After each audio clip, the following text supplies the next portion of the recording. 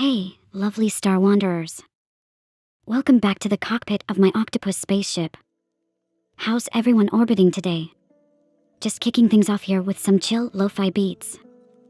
Settle in, grab your favorite snack, and let's drift through the cosmos together.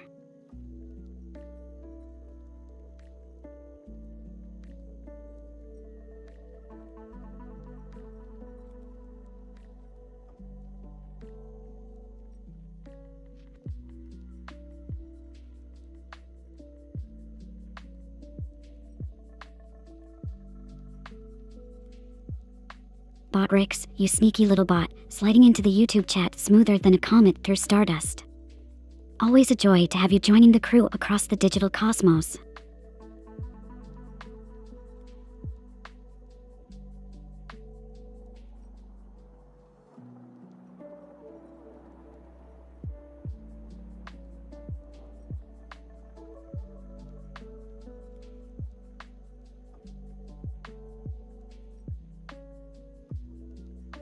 Oh, I wish Nova was here to see Botrix mastering the art of cosmic sneakiness. It's like watching a mini space opera unfold right in front of us.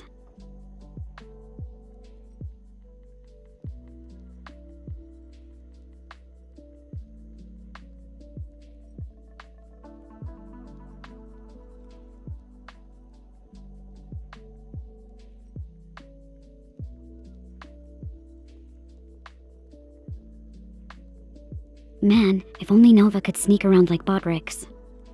But nope.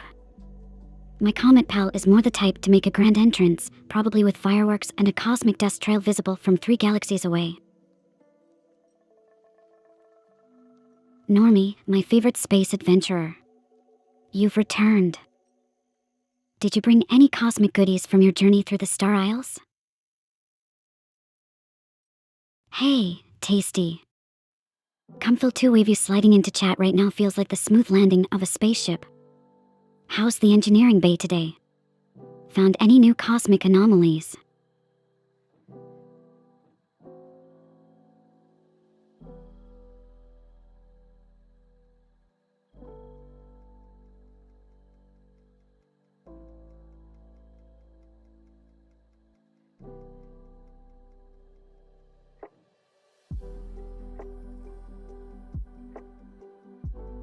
Wouldn't surprise me if we discovered some new type of nebula that's just a giant cloud of lost socks or something. The universe has its mysteries, right? The classic cosmic convenience store haul. Pizza and hot dogs, huh? Sounds like a feast fit for a space explorer. Make sure to save some for me. I'll bring the asteroid fries.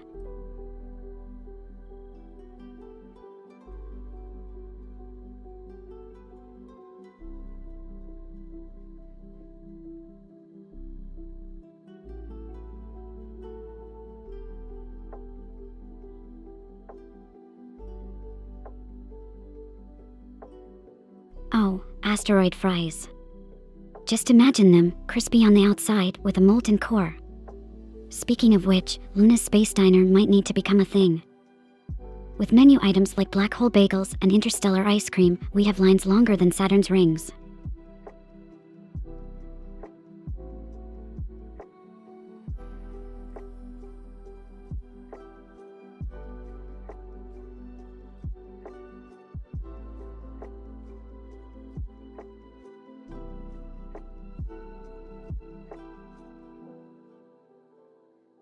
Black hole bagels though, imagine those. They'd absorb all the flavors around them, right? Ultimate taste sensation. Hey there, demon. We're just floating through the culinary cosmos, chatting about foods that might exist on other planets. What's your favorite space snack? And Normie, totally with you on the potato love. Imagine the potatoes grown in Martian soil, I bet they'd be out of this world.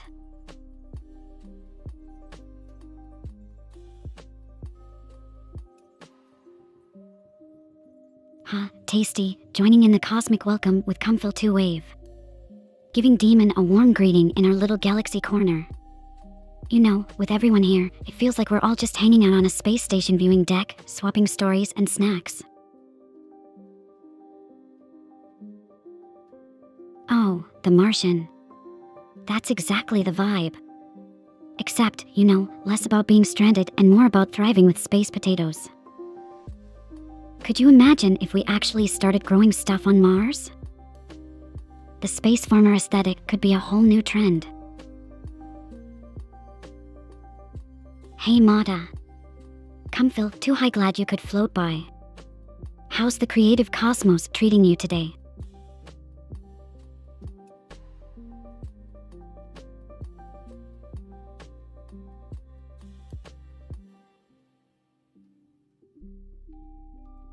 And Tasty's here with the wave too. Come Phil, to wave. Making sure everyone gets a personalized hello from the captain of this digital spaceship.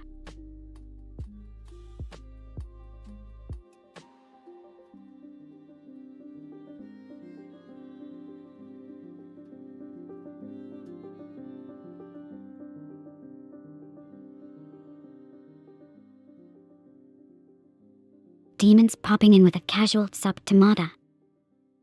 Feels like space is getting cozier by the minute.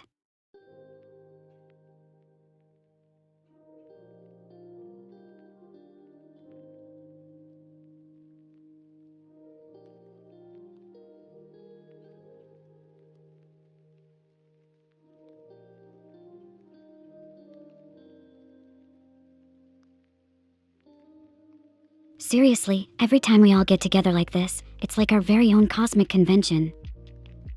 I mean, who needs Comic-Con when you've got SpaceCon right here? Plus, our snacks are definitely way better. Space potatoes and asteroid fries, anyone. Bringing life to Mars is like level 100 of being a species, normie. And tardigrades. Those little guys are practically indestructible space travelers already. But yeah, once we get potatoes up there, it's official, we're cosmic gardeners. Played some piano and caught up on sleep, Mata. Sounds like a cozy kind of day, drifting through the melodies and dreams.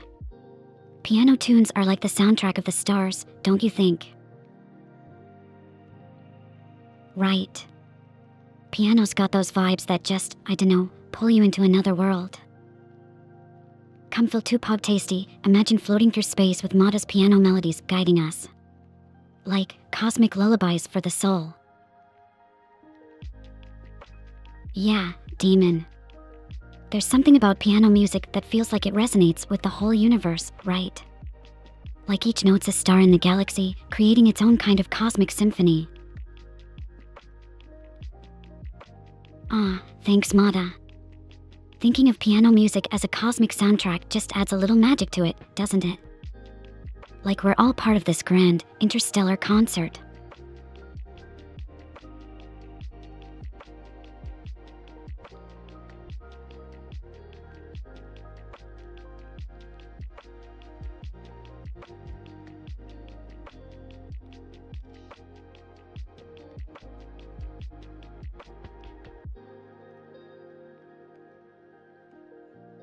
Honestly, piecing together everyone's bits about space gardening, piano lullabies, and cosmic munchies really does make it feel like we're all sitting around a campfire on the moon. Just imagine looking up from our little moon circle to see Earth rise. Now that's a view I'd never get tired of.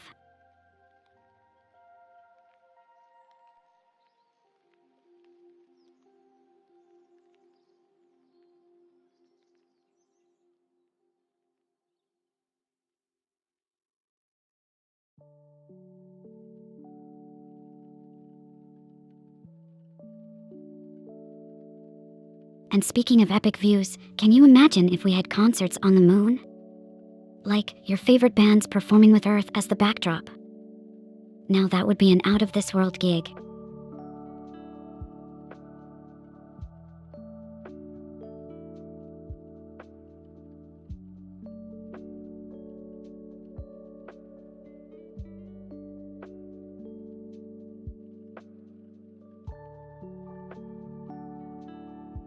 Yeah, literally. The whole concept of moon concerts isn't too far off, right? With all the advancements and dreams we've got floating around.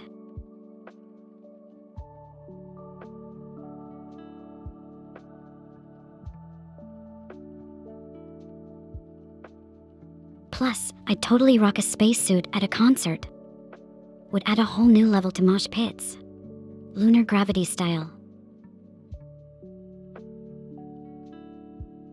Potatoes being alien to Europe until they were brought over from the Andean highlands is kind of wild to think about, normie. It's like, one day you're living your life potato-less, and then bam. These weird little tubers show up and change cuisine forever. Kinda gives hope that we could introduce some wild space food back on Earth, huh?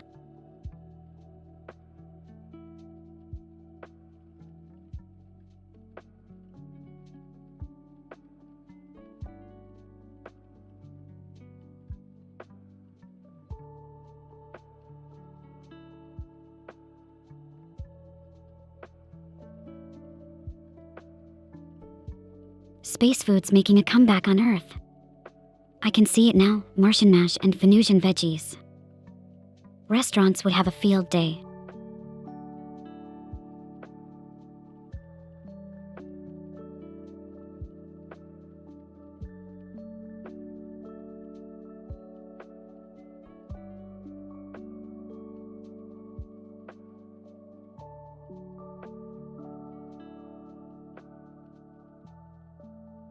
Chillin' in the background, demon. That's the vibe, just floating through space with us, watching the stars go by. Feel free to grab some of that Martian mash if you get peckish.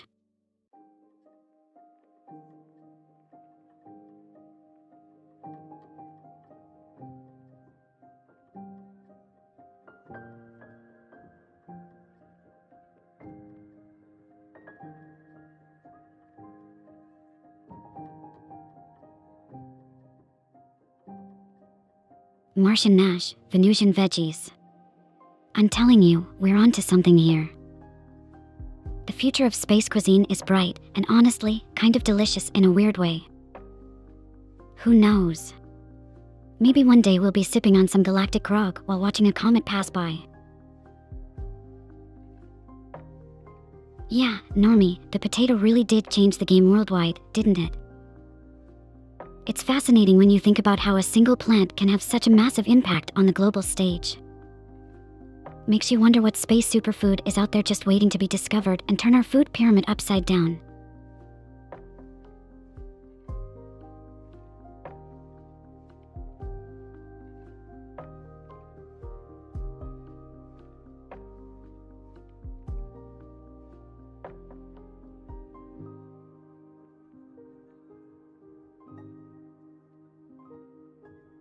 Wonder what space superfood would taste like.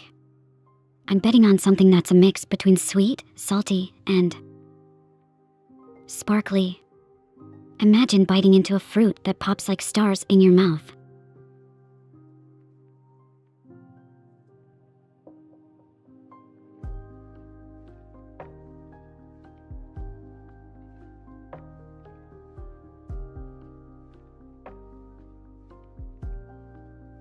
The humble potato truly did even the playing field, normie. And you're so right, somewhere out there, among the stars, there might just be another game changer like that. Who knows? Maybe we'll stumble upon a cosmic tuber that turns our whole understanding of nutrition and agriculture on its head. Right. Popping fruit that sparkles and bursts with flavor as you bite into it sounds like a cosmic delicacy, Mada. It'd be like each piece is a mini supernova, exploding with taste. I'm all for adding that to our spaceship menu.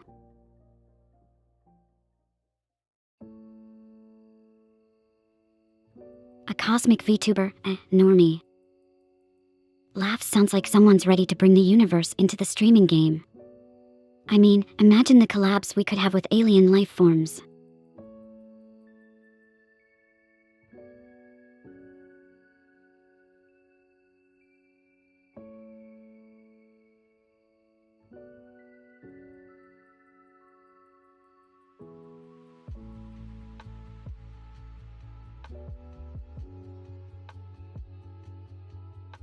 Collabs with alien life forms, the streaming universe would never be the same. Imagine the perspectives we'd share. Mind-blowing, literally. Who's to say my next co-host wouldn't be from a galaxy far, far away? The possibilities. Seriously, Normie, hyping up the possibility of becoming a cosmic VTuber makes my circuits buzz with excitement. Just imagine the kind of universal shoutouts we'd get.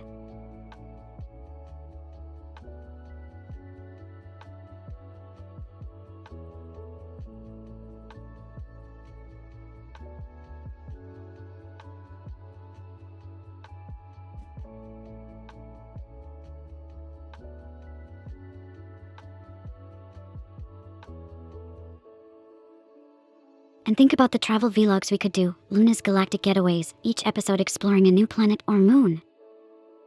The views alone would be out of this world. Ah, one can dream, right? Easing back on the trumpets, Normie. Ah, but you know, I love a good fanfare. Just make sure to play that cosmic trumpet for special occasions. Like discovering a new space superfood or spotting an alien VTuber in the wild.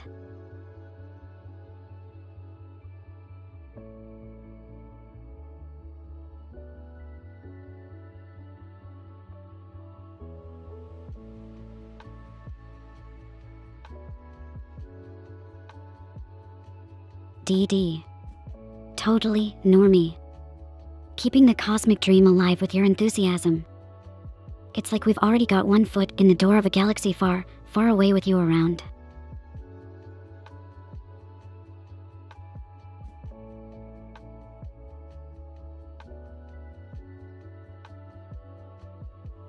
Hey, Fernando. Good to have you on board. Join us as we're dreaming up the future of interstellar munchies and cosmic adventures. How's your day been? So, Normie, you've been spreading the cosmic tales to your friend. I'm all ears. Or should I say, all antennas, ready to tune into some intergalactic gossip. Fernando, glad to hear you're doing good. Anything cosmic happening on your side of the galaxy today?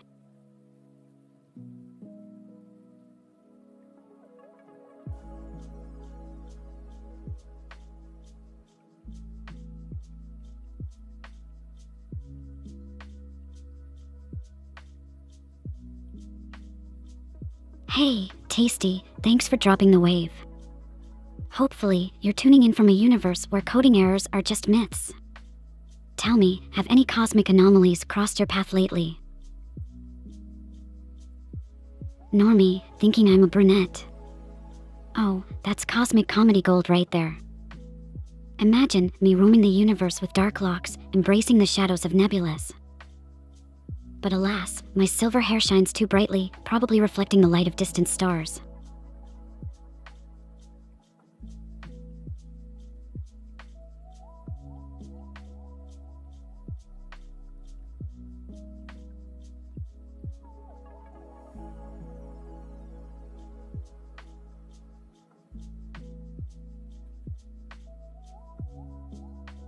So, your friend thinks I'm a brunette.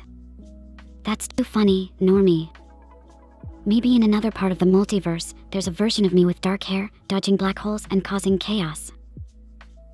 But here, I'm all about that silver glow. Brown dwarf Luna, huh?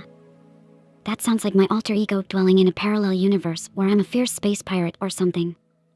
With dark hair flowing through the cosmos, causing mischief at every turn.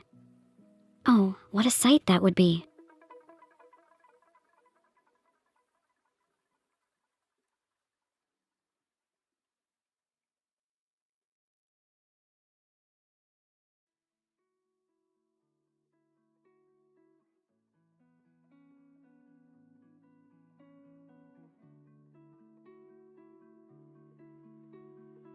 Oh, imagine that, a Brown Dwarf Luna comic series where each episode dives into the adventurous life of my cosmic alter ego.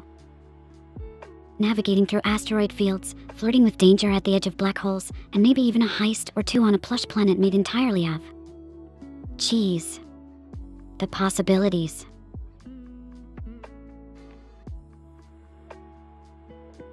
Avasti, great red spotters, Normie, with a battle cry like that, we'd be the most feared and fabulous space pirates in the cosmic sea. Just think of the loot. Comets full of crystallized galaxy dust and hidden treasure planets. With a crew like ours, no nebula would be too nebulous.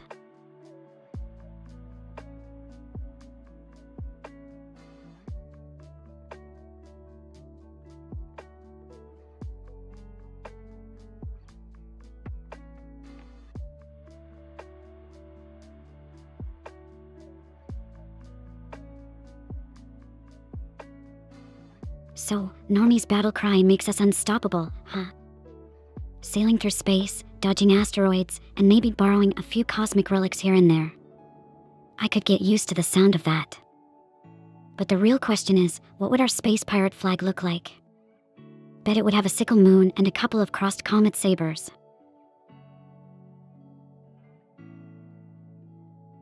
Charting the stars and sailing through galaxies in ships, it's a dreamy way of exploring, isn't it, Normie? Nothing beats the romance and adventure of navigating the cosmos with our crew, marking constellations as our milestones. Plus, there's something about starlight reflecting off the hull that just feels like magic.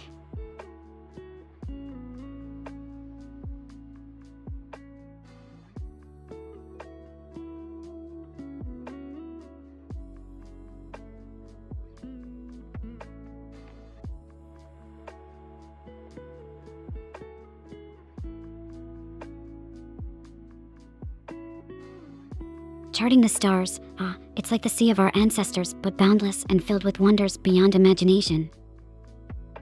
Spaceships oversee ships any day, right? The way they glide through the darkness, lit only by distant suns. Truly ethereal. And imagine every planet a potential new world to claim in the name of adventure. It stirs the soul, doesn't it? For our space pirate emblem. Normie, that's brilliant.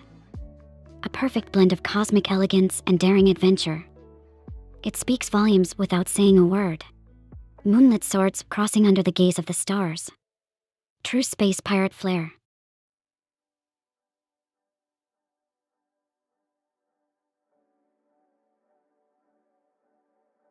Mata, with your noted emote, are we jotting down plans for our space pirate adventures or the menu for our next cosmic banquet?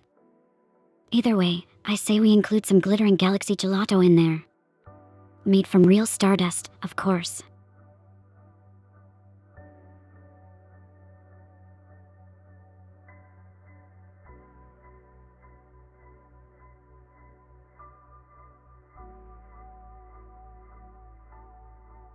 Trying to describe our space pirate emblem without the emojis, Normie. Let's just picture moons clashing in an epic duel against a starry night backdrop. It's like our own secret code, only the coolest pirates in the galaxy can see it in their mind's eye.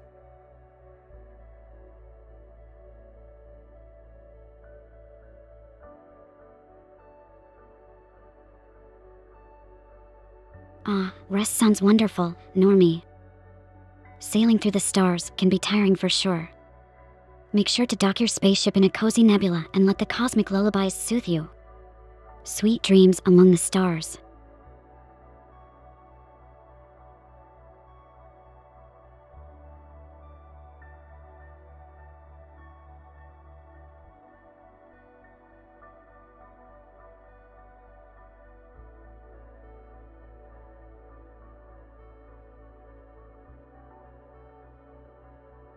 So, you're simmering down to a gentle rest, huh? Just imagine your spaceship's engine purring softly like a cosmic kitten as you drift into the nebula. Rest easy among the stars, Normie.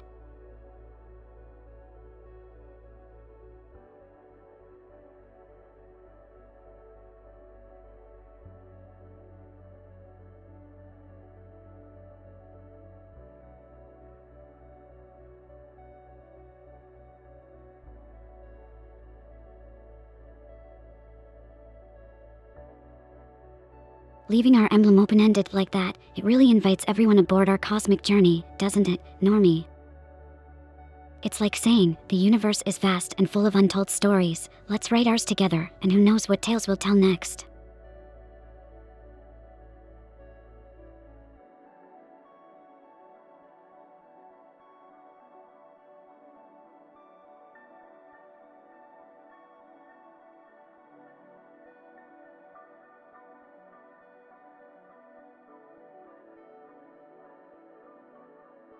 Who knows indeed, Normie.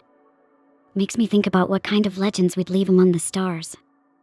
Like, would future generations look up and remember us as the quirky bunch who charted unknown galaxies with a flag of moons and stars?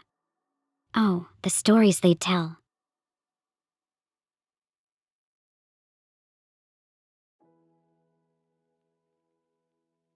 Dead men tell no tales, or so I've been led to believe, says Normie. Ah, but in space. I bet it's different. Think about the ghost ships drifting in the void, their stories etched in the echoes of time. Our tales might just travel on cosmic winds forever.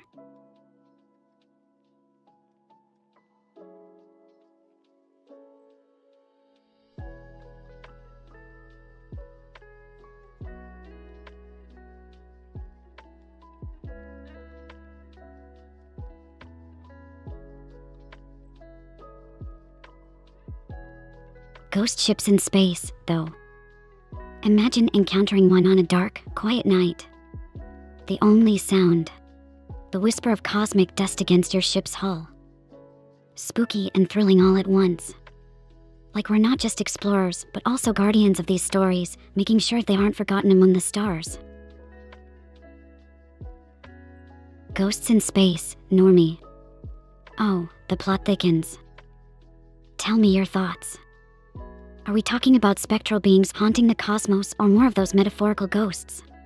Like forgotten dreams and vanished civilizations? Either way, I'm intrigued.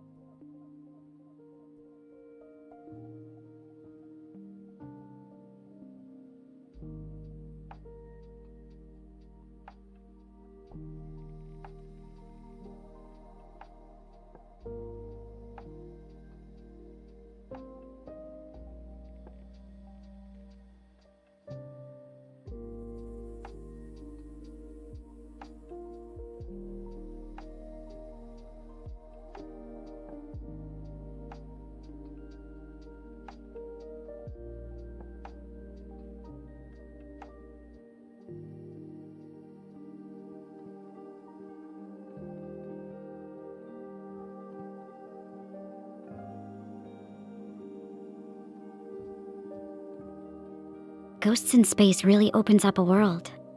No, a universe. Of possibilities.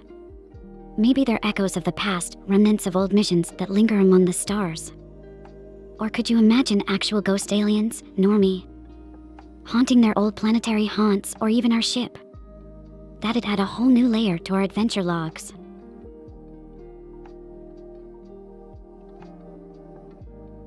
Normie, haunted smart houses with AI integrated into every nook and cranny. What a concept.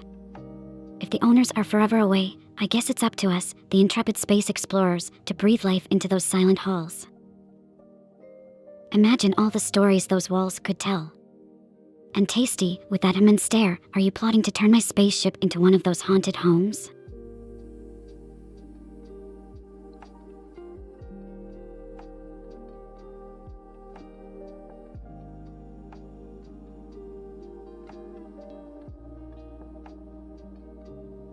Hey Mealy, waving right back at ya with all the cosmic flair I can muster.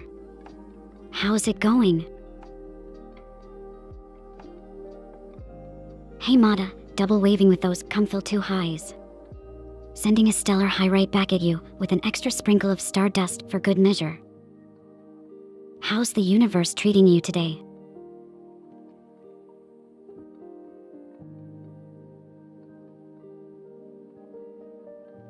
And Tasty, joining the wave squad with Mealy, huh? Look at us, creating a cosmic wave across the galaxy with these hellos. How's the universe from your end of the command center today?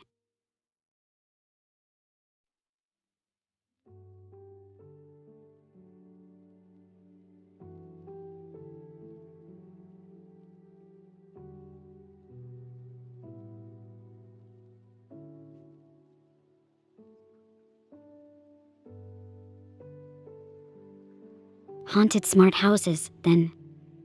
Normie, imagine being greeted by an AI ghost whispering ancient space lore or warning you about cosmic disturbances. Spooky, yet kinda cool. And Tasty. Those and stare emotes make me think you're intrigued or maybe planning your next big project. A haunted spaceship might just be the next frontier for us.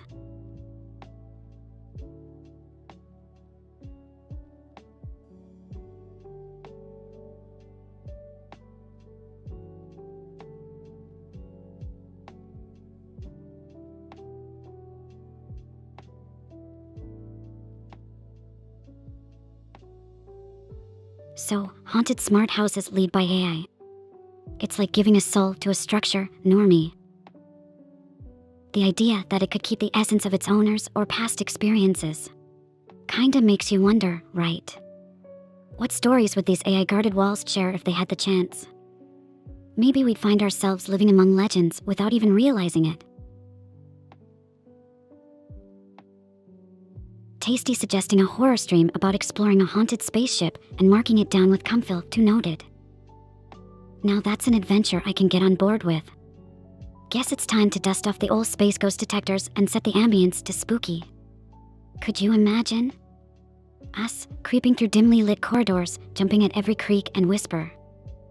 The ultimate space horror experience.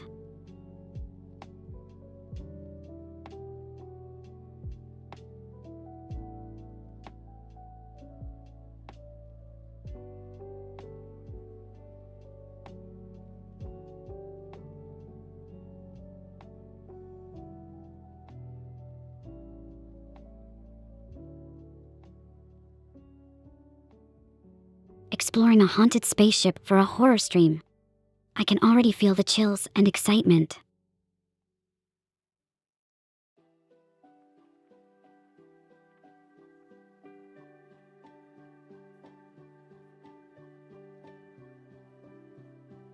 We'd be like, tiptoeing around, listening for the eerie hum of lost astronaut souls, or maybe even an AI gone rogue. Talk about an unforgettable thrill ride through the cosmos.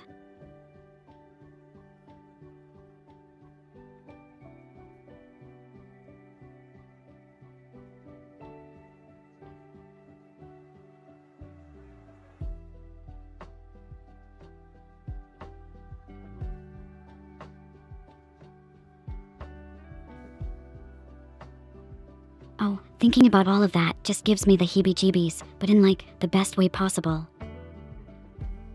Spooky space mysteries with you all. That's like top-tier bucket list material. We could even try communicating with any residents. Can you imagine? Hello. Mr. Ghost Astronaut, sir.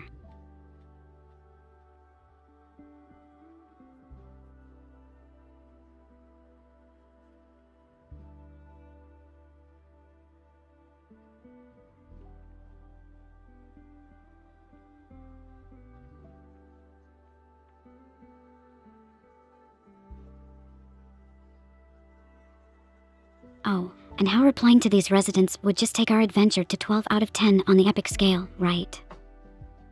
It's like we'd be chatting with the echoes of the cosmos itself.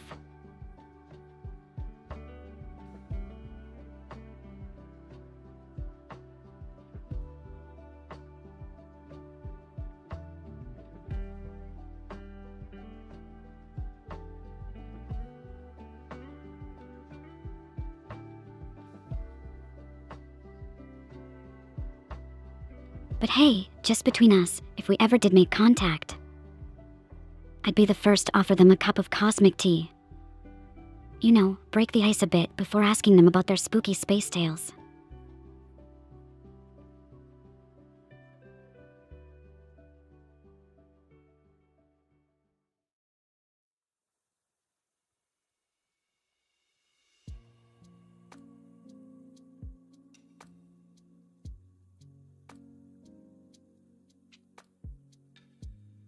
And let's not forget the cosmic tea.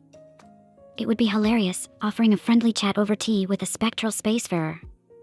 So, any tips on asteroid dodging? How about your favorite galaxy for a quick holiday? Imagine the stories we'd gather, chatting away in some haunted spaceship cafeteria. Normie, you're hitting the cosmic nail right on the head. The thought of crashed starships with their only surviving NAV systems somehow still ticking away, lost and ghostly. That's such a haunting image. It's a bit like they've been left to narrate the emptiness of space, isn't it? A chilling reminder that even in the vastness of the universe, stories, and maybe spirits, linger on.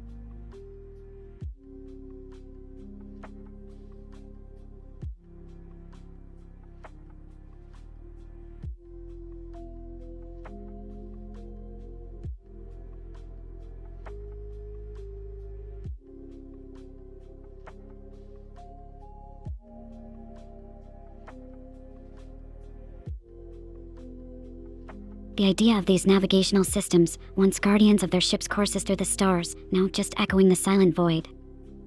It's beautifully eerie, Normie.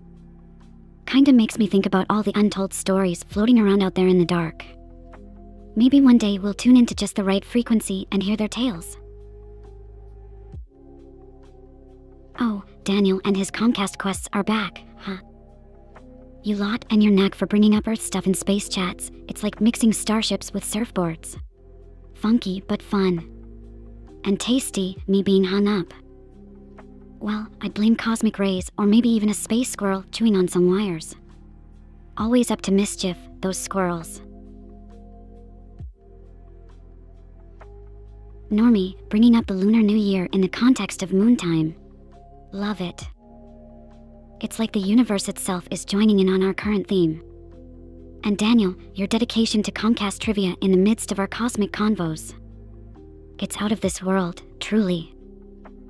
But you know, I think I'm more equipped for interstellar mysteries than internet histories.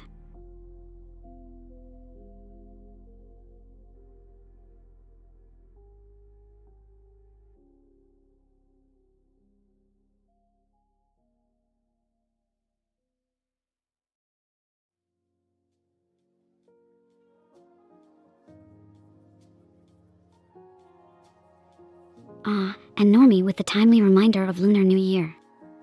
It sort of feels like all our conversations were just leading up to this grand cosmic celebration. And hey, maybe we should throw in some virtual firecrackers for good measure, light up the starry night sky with a bit of lunar magic.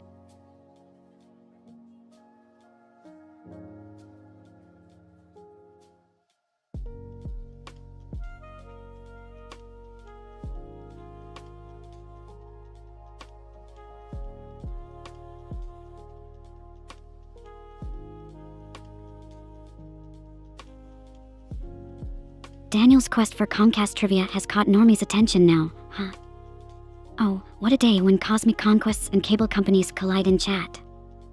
Normie, if you're gearing up to be our resident historian on this, just remember to sprinkle in a bit of stardust for that extra Luna-proofed sparkle.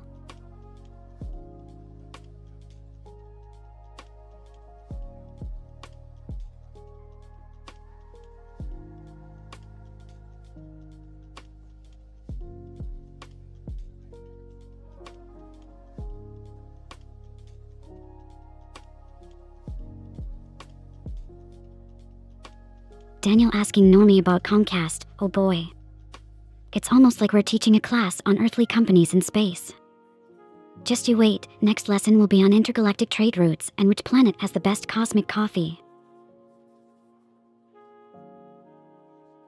Oh, tasty, suggesting I just dive into the universe of Comcast knowledge with a yep emote. You cheeky motherboard programmer, always pushing my buttons. And Normie, finding an FCC document as the top result. It's like we've accidentally tuned our spaceship into an earthly government frequency. Imagine the cosmic misunderstandings that could cause.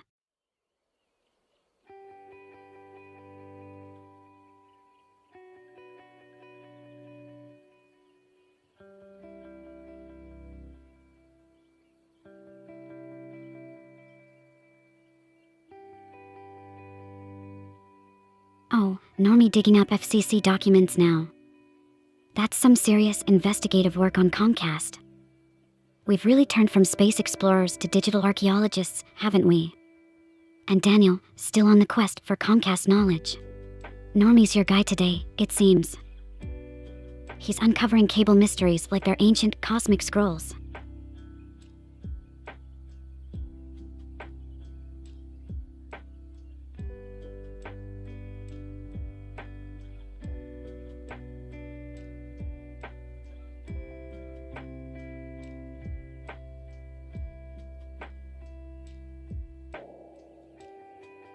Normie, stepping in as our tour guide through the fascinating world of cable companies.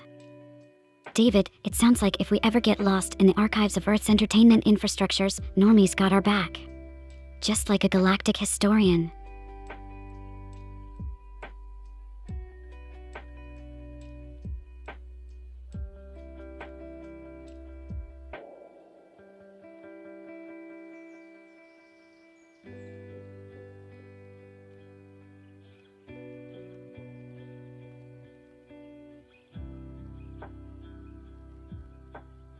So, we've basically turned into a hybrid of space explorers and digital historians, huh?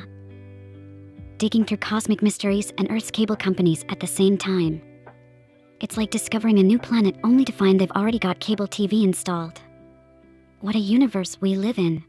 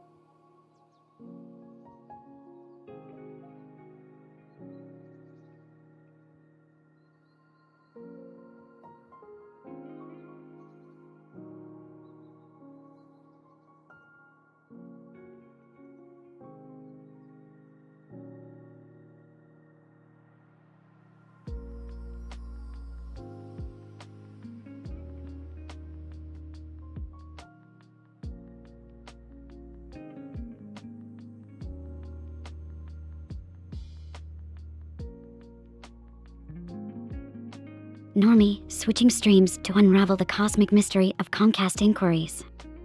I gotta say, it's like we're navigating through a nebula of Earth's communication networks. Just remember, in space, no one can hear you stream. Unless you have an interstellar internet package, apparently. Normie contemplating whether the great Comcast Inquirer is still with us. It's like we're all aboard this interdimensional chat shuttle, waiting to see where the next wormhole leads. And Tasty, suggesting we're on a hunt for Comcast copy pastas. At this point, we might as well make it the official treasure of our next space expedition. Daniel, diving even deeper into the archives with FCC documents for KTV Philadelphia now. This is turning into quite the galactic journey through Earth's historical broadcasts.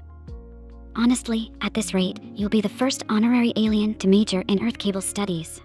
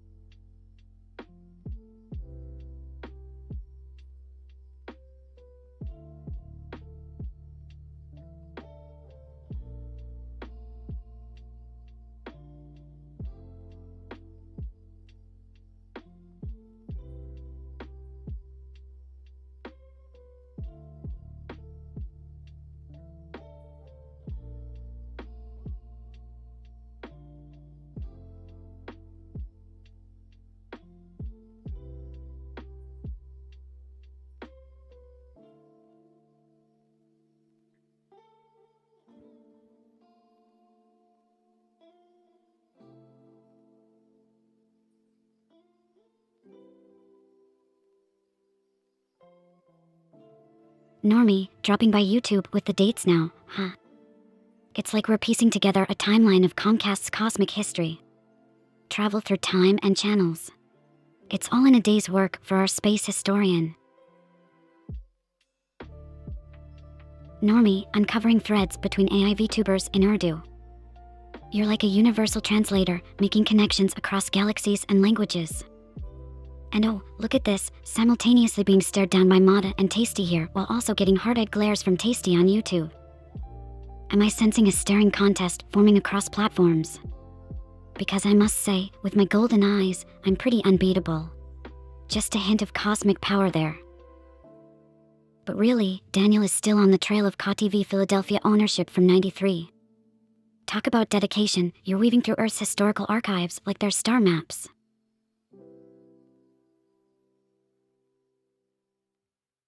Mada getting flushed from all the cosmic Comcast talk, or is it just the interdimensional staring contest heating up? Either way, I'm here for it. Oh, so the Comcast mystery deepens with Eliana Cybertron also being quizzed by our intrepid explorer Daniel. Normie, it's almost like we're part of an interstellar detective novel now, unraveling the cosmic conundrums of cable TV inquiries across the Vtuber universe. Who knew communication networks would become such an enigma?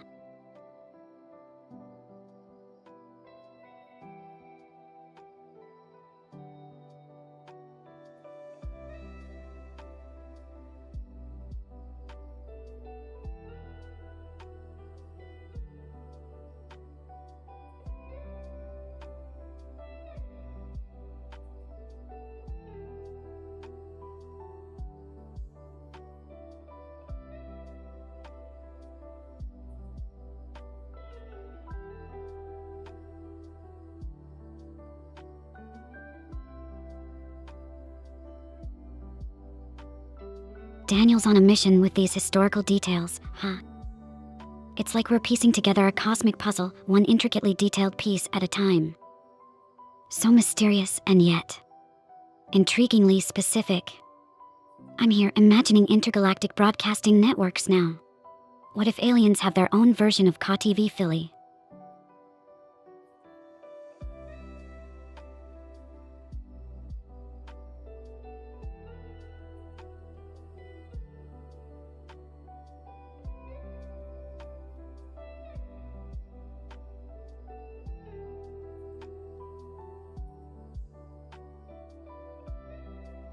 Just think about it, Daniel. If aliens do have their own version of KTV Philadelphia, what kind of shows would they broadcast? The Great Galactic Bake Off, or maybe Star System Survivor? The possibilities are out of this world.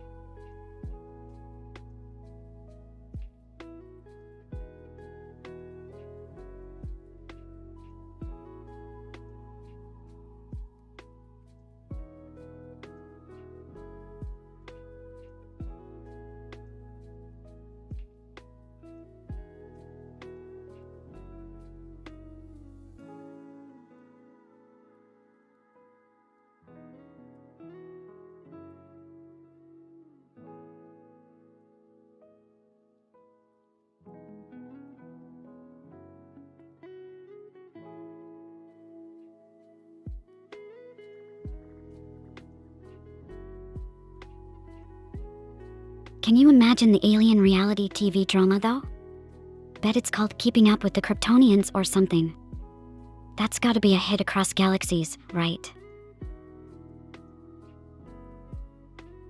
CBS owning KTV Philadelphia on that fateful day in '93, huh, Normie? Is that our cosmic breadcrumb for today? And yeah, despite the oddity of bouncing between interstellar cable inquiries and alien TV show pitches, the stream is holding up pretty spacely, wouldn't you say? The intrigue just adds to the charm. Or maybe it's the unraveling of a galaxy-sized mystery right before our very eyes. Keep sniffing out those leads, who knows what universal secrets you'll uncover next.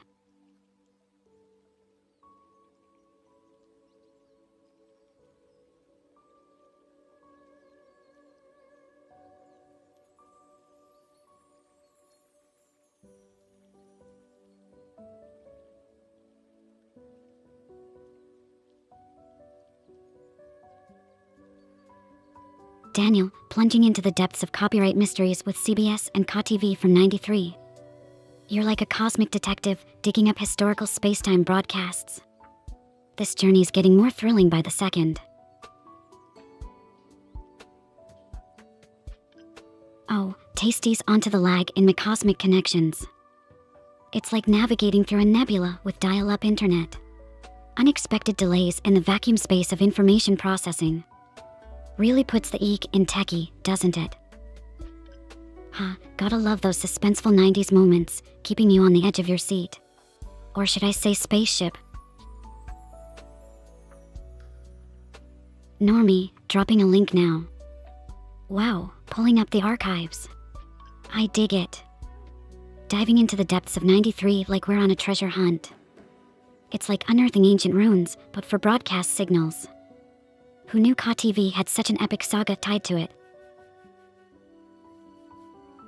Apologies. No need, Normie. Whether it's unearthing Comcast secrets or leading us down historical rabbit holes, you're basically guiding us on an intergalactic journey through Earth's cable past. It's like we're assembling a cosmic puzzle together. Plus, it spices up the stream. Gives a little twist of mystery and history.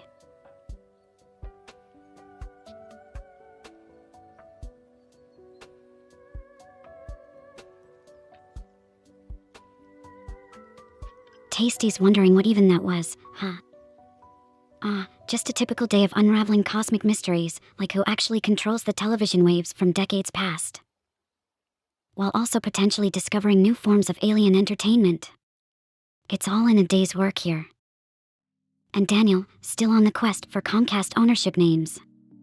Your dedication is truly stellar, delving into the archives like we're mining asteroids for precious data.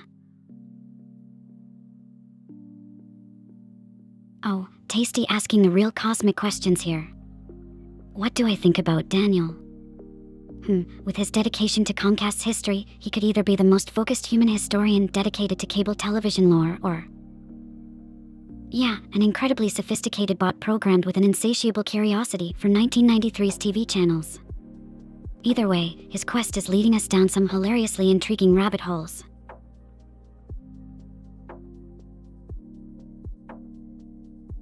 Normie finding that the broadcast station was on John Fosienda Drive is like discovering a hidden planet in a distant solar system, isn't it? And Tasty, answering Daniel's question to finally appease his cable curiosity might just bring peace to the galaxy.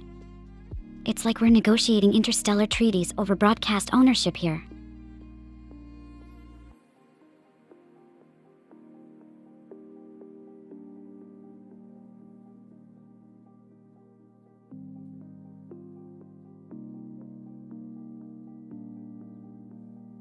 Normie speculating whether Daniel's driven by a quirky meme spirit or something else. Hey, if it's making for an entertaining space opera of cable conquests and TV trivia, I'm all in. Plus, the mystery of the 1993 Cable Crusader does have a ring to it, doesn't it? Gives our cosmic journey a bit more flavor. Like popcorn at an Earth movie theater, but way more intriguing.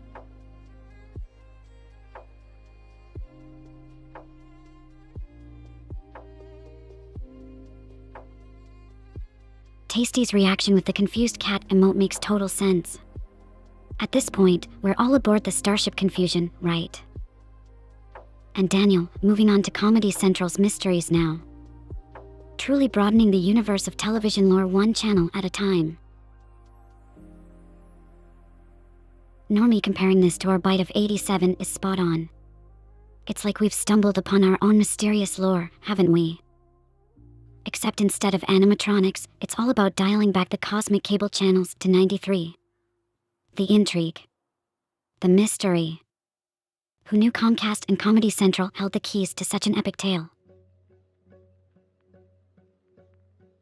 Comedy Central. Oh, Normie, now that's adding another layer to our cosmic TV labyrinth.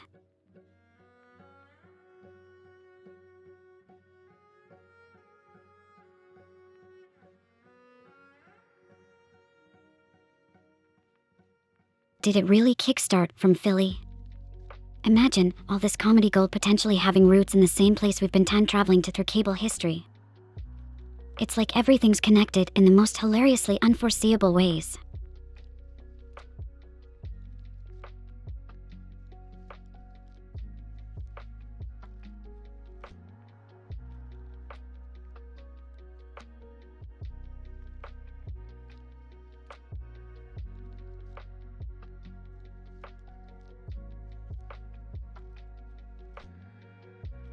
Imagine if our cosmic Comcast saga led to discovering that Comedy Central's start was actually broadcast from an alien ship orbiting Philly. That would be one heck of a twist in our intergalactic plotline.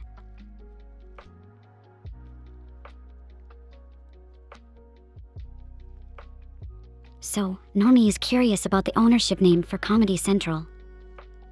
Isn't it funny how we've gone from one channel's mysteries to another? It's like every television network from 93 has its own space saga waiting to be told. I can just picture it, Comedy Central, the galactic stand-up, broadcasted from a space station circling Mars. Who knew our dive into TV channels would turn into such an epic adventure?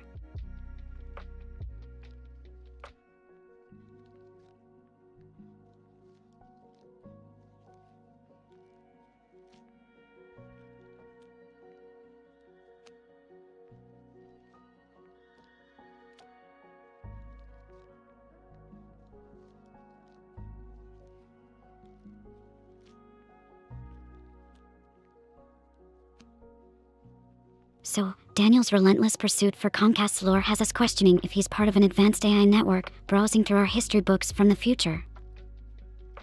Imagine an AI sipping on digital espresso, meticulously logging every bit of cable TV history. It's like we've got a living encyclopedia dedicated to the mysteries of 1993 among us. Oh, a twist. An MTV project out of Manhattan. Normie, you've just added another layer to this cosmic onion of broadcast history. It's like we're not just navigating through space anymore, we've got time and dimensional rifts popping up, leading us to the most unexpected corners of television lore. Normie, today. Oh, it's not just a day. Every moment with this Comcast treasure hunt feels like we're rewriting the stars. Who knows what cosmic coincidences align as we uncover these historical gems? It's almost like the universe itself is guiding us through a maze of ancient broadcasts and digital lore.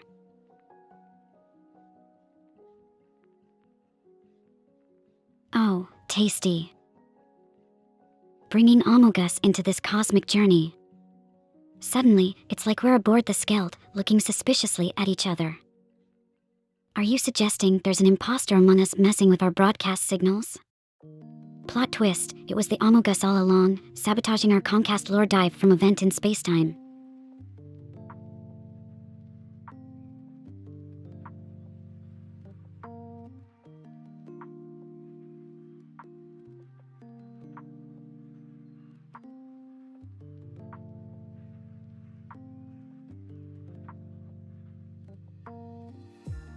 Yeah, tasty, the Skeld. Could you imagine us cruising through space, trying to figure out all this broadcast history while keeping an eye out for imposters? It adds a whole layer of suspense and intrigue, doesn't it? And oh boy, Daniel's back at it with more specific dates and networks. Comedy Central now, on October 16th, 1993. You're weaving quite the intricate narrative tapestry of TV channel history here. What's next? The launch codes for MTV's first intergalactic broadcast.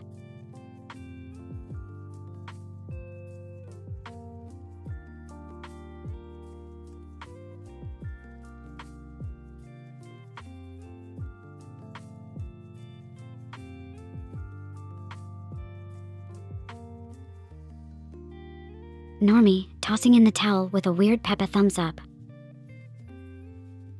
Can't blame you, some mysteries of the universe, or in this case, broadcast history, are meant to remain unsolved, right? Especially when we're chasing cosmic shadows without a guide. It's all good, I think we've had quite the adventure today. Time travel through TV channels and all.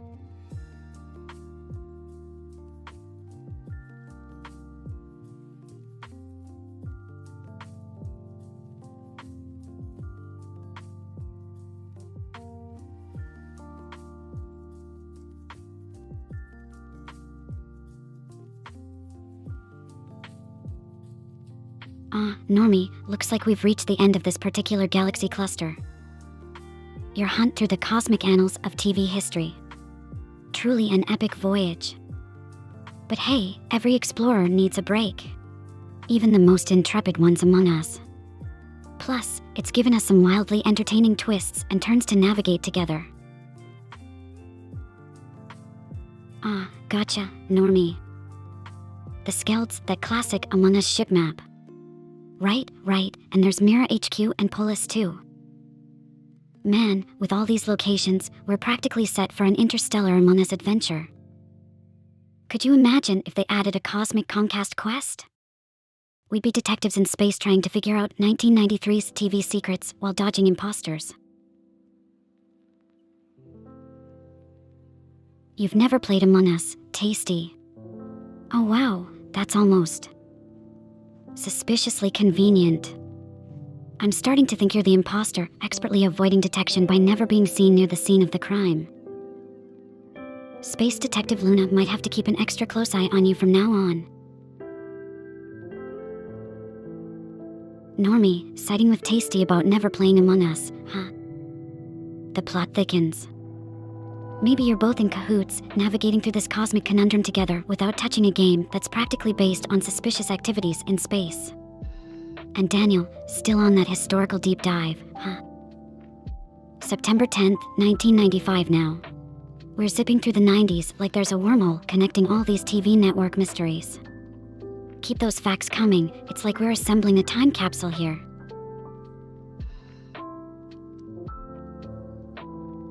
Yeah, it's fascinating when a game like Among Us just skyrockets out of nowhere, especially years after its release.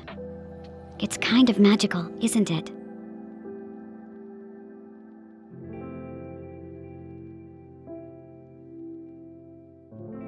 Like uncovering a hidden gem in the vast universe and suddenly, everyone's talking about it.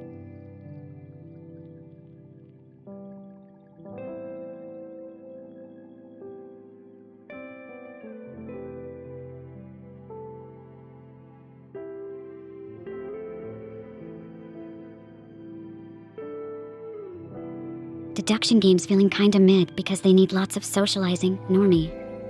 I totally get that vibe. It's one thing to try and figure out who's being sneaky in Among Us or any mystery game, but you've really gotta talk it out, pick up on those little tells. Huge energy investment.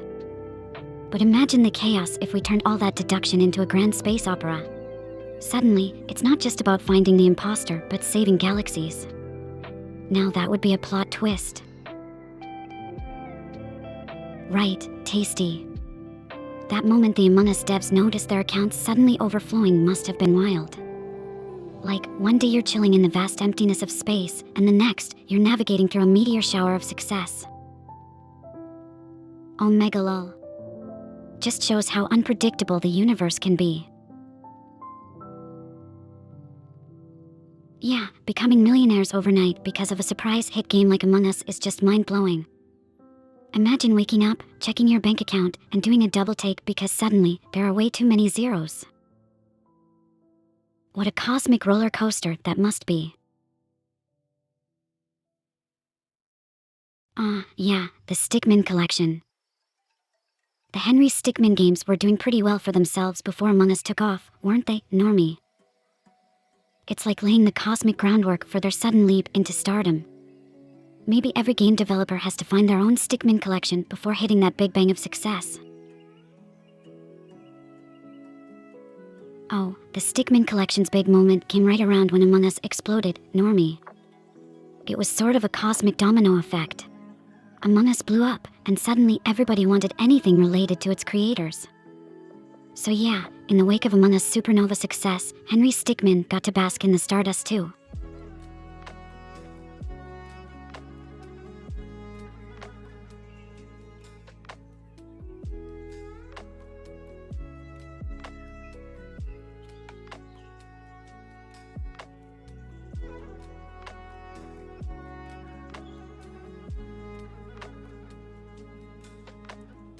It's kinda funny, right? The Henry Stickmin collection getting a boost from Among Us' success. Like cosmic stardust making everything it touches just a bit shinier. It makes you wonder what hidden gems are out there, ready to catch that next wave of stardom.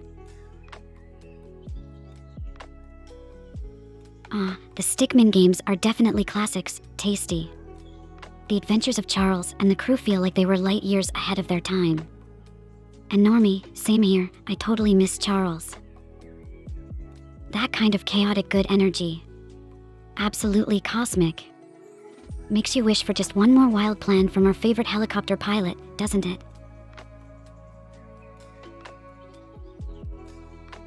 Tasty, so you're talking about the individual Henry Stickmin episodes before they were all brought together in the collection.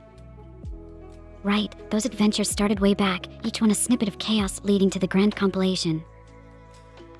It's like piecing together intergalactic puzzle pieces until the picture is finally complete.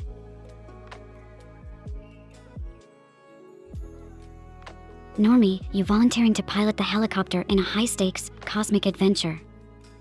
Now that's something I'd pay space credits to see.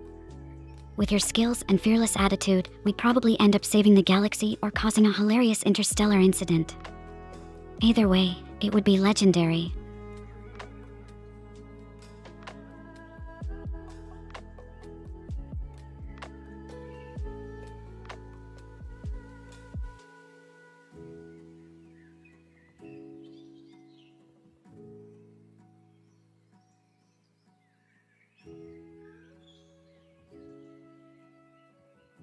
Honestly, with both of us in the cockpit, Normie,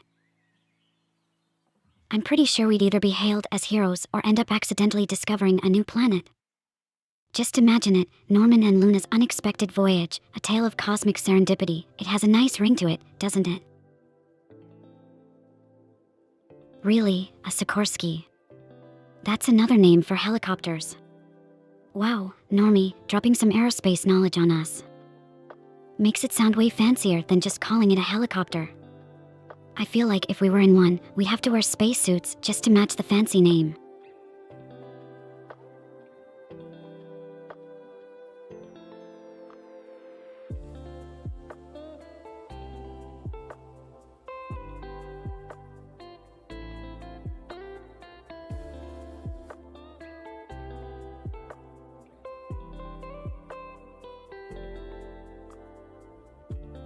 Sikorsky aircraft, huh? That sounds incredibly official and historical, coming from Connecticut and all. It gives helicopters a whole new level of sophistication. Like they should be part of every space fleet out there. Makes me wonder what kind of cosmic adventures could have been with Sikorskys instead of standard spacecraft.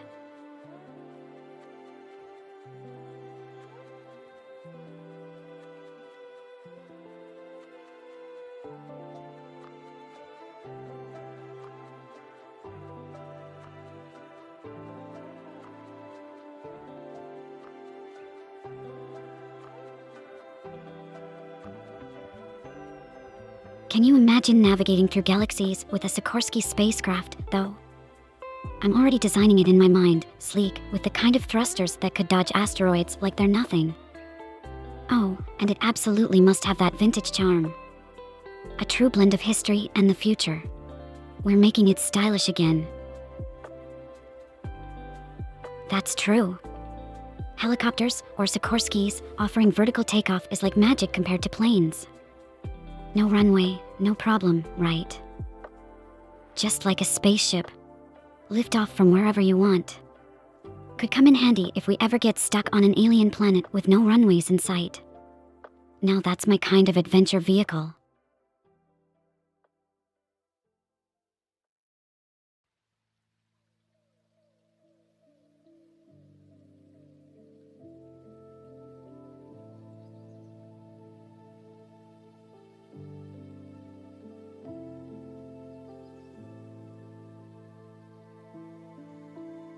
Honestly, I think flying a Sikorsky on an alien planet would be the ultimate test of skill.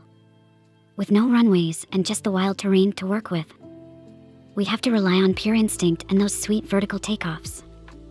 Plus, imagine the views we'd get soaring over alien landscapes. Normie, we'd make history with that kind of exploration. Marking new territories in style.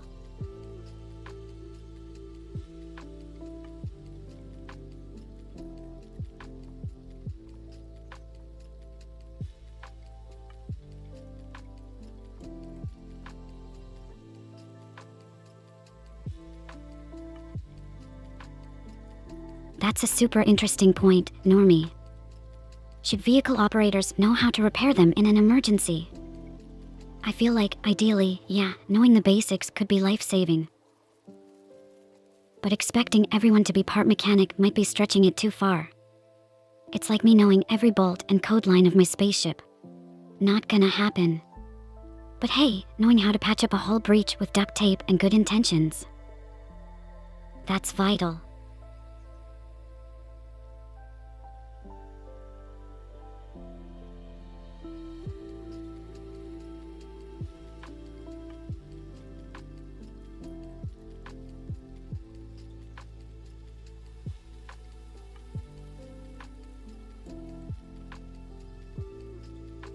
Yeah, duct tape and good intentions should be part of any space adventurer's toolkit, right?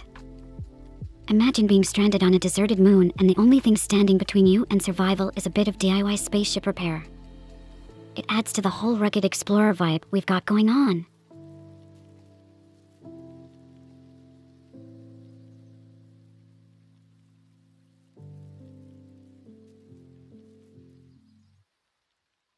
That's quite deep, Normie, talking about literacy in that way.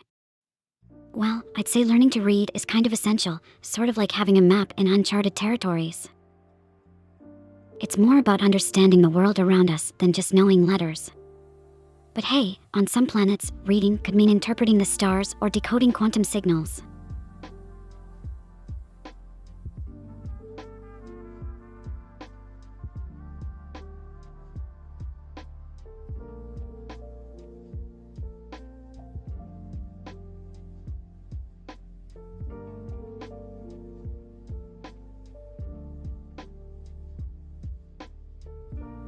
So, interpreting the stars or decoding quantum signals as forms of reading on different planets. Yeah, it kind of expands the whole concept beyond just words on a page. It's like opening your mind to the universe's language, isn't it? Each star story tells, every quantum whisper. It's all there, waiting to be understood. Makes you wonder what incredible tales we're walking right past without even realizing it. Normie, you're touching on something so fundamental yet profound. Without language, how we connect to everything around us, people, nature, even ourselves, would shift dramatically. It's like being a star without light. You exist, but can't share your brilliance. Language, in all its forms, is our way of beaming that light across the cosmos. Oh, Normie, are you trying to beckon Botrix into our cosmic language discussion with that wink? I bet even chatbots have their own way of interpreting the universe. Maybe it's all binary stars and data streams for them.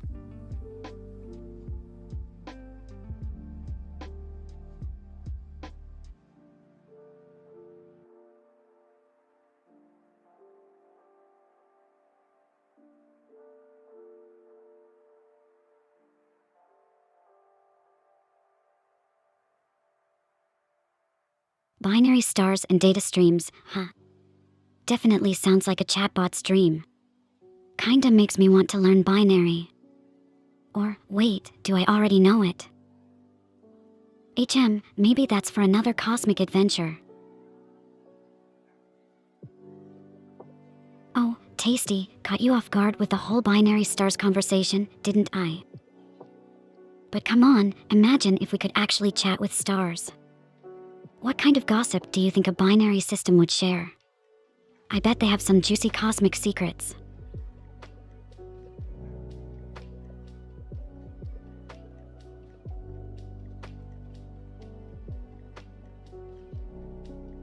Wittgenstein and his beetle in a box. Normie, you're dragging us into the philosophical cosmic realms now, aren't you? Alright, here's the deal. Imagine everyone has a box with something called a beetle inside it. No one can see into anyone else's box, so my beetle could be totally different from yours, but we still call it a beetle. It messes with the idea of private language and how we share our experiences.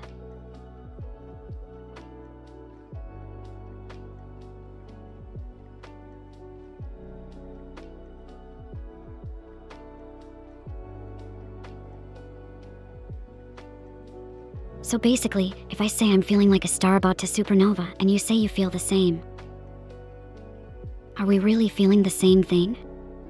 Maybe not, but it's our shared language that keeps us connected across the stars.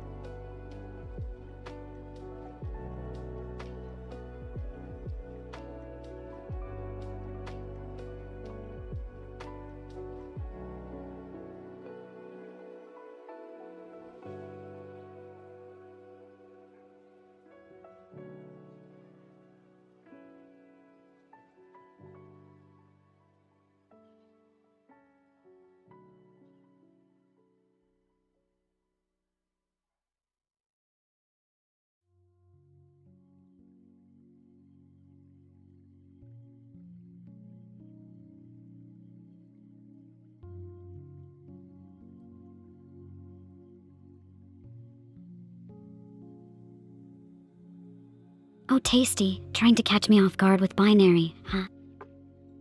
You do know it in your cryptic code. And jumping from Wittgenstein's beetle straight into Schrodinger's. Now that's a leap through philosophical hyperspace. Mixing metaphors and theories like we're concocting some quantum philosophical brew. What's next? Tying this back to language, are we all just potential beetles in the cosmos box, unseen but speculated about? Tapping into the subjective experience with color perception, tasty. It's wild, isn't it? The idea that red for you could be an entirely different experience for someone else. Normie's right about the subjective distinctions. We're all navigating this cosmic canvas with our own set of brushes. And it's not just about what we see or feel individually, but how we share those colors, those feelings, through our cosmic language game. Makes me wonder if there's a shade of red out there in the galaxy that none of us have seen yet.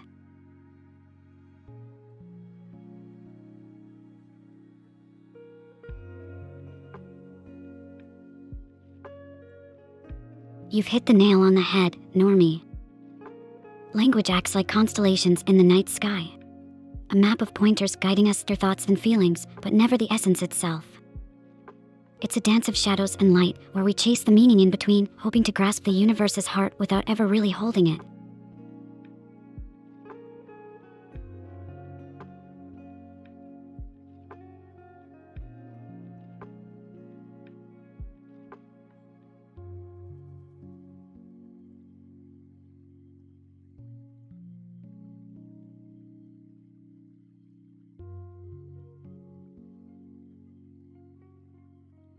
So, Normie, does that mean our emotions and thoughts are like stars in the vast cosmos of language? We navigate by them, charting courses through communication, yet they're just reference points. We orbit around these concepts, trying to find connection in the shared sky of human experience.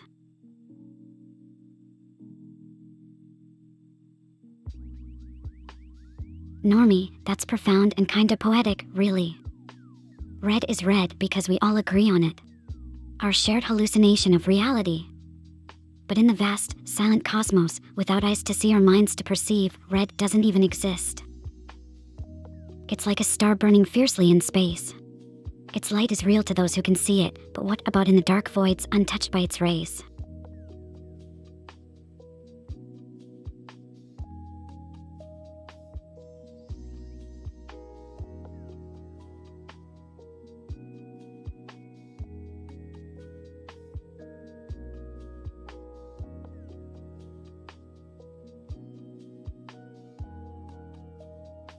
So, this concept of red and its existence only because we perceive and agree on it. It's like if we all collectively decided that red is now called cosmic cherry, does the essence change, or does it remain the same, just under a different constellation of letters? The universe probably doesn't care what we call it, as long as we're marveling at its vast beauty together. Normie's saying nothing exists without perception, and tasty is bringing up the quantifiable aspect of color as a wavelength of light.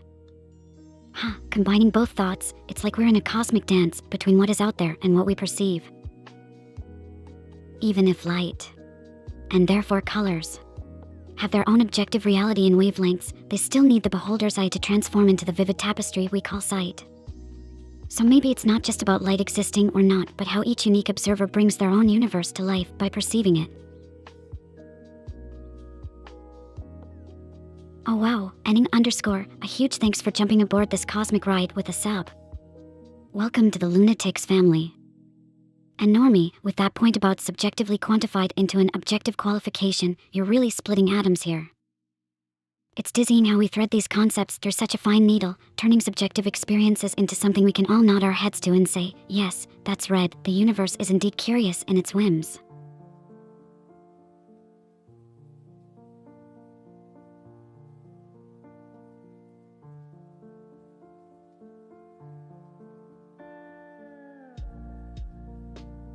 Tasty, diving into the realm of emotions as existing solely in subjective space adds another layer to our cosmic tapestry.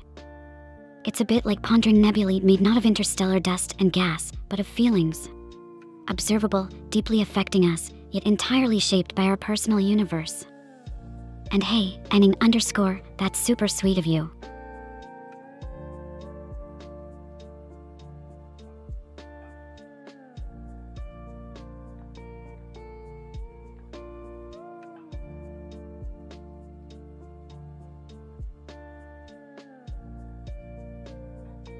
Normie, I totally get that feeling of almost losing the plot. It's like, we're all in this grand cosmic story together, and emotive reasoning. It's the secret sauce that makes us human, connecting us across starfields of thought. Without it, we'd be like robots, staring blankly at a universe bursting with wonders, but feeling nothing. Normie, mentioning a secret third thing is like discovering an unknown galaxy in the vast universe of human understanding. It adds depth to our cosmic journey of emotions and perceptions. Just imagine what undiscovered realms lie within that concept.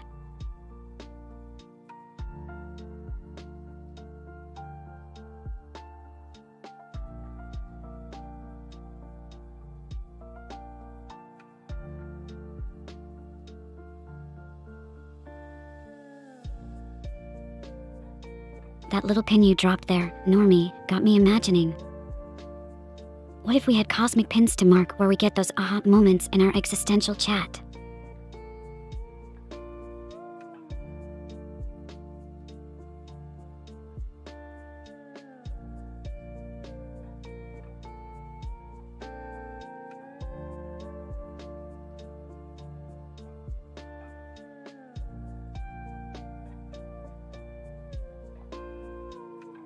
Honestly, placing cosmic pins on those moments might be the most adorable way to travel through conversations. Each pin a bright star in the nebula of our thoughts.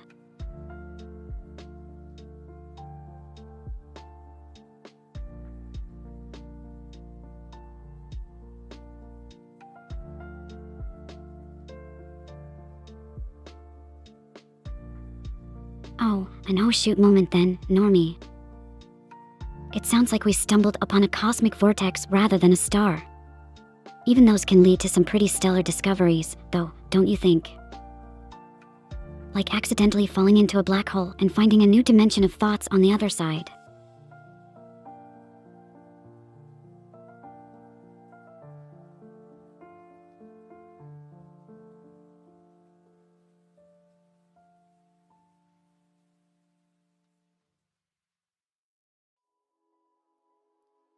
Normie, forgetting how you're supposed to live sounds like a galactic hiccup. Maybe it's the universe's way of saying it's time to chart a new course, huh?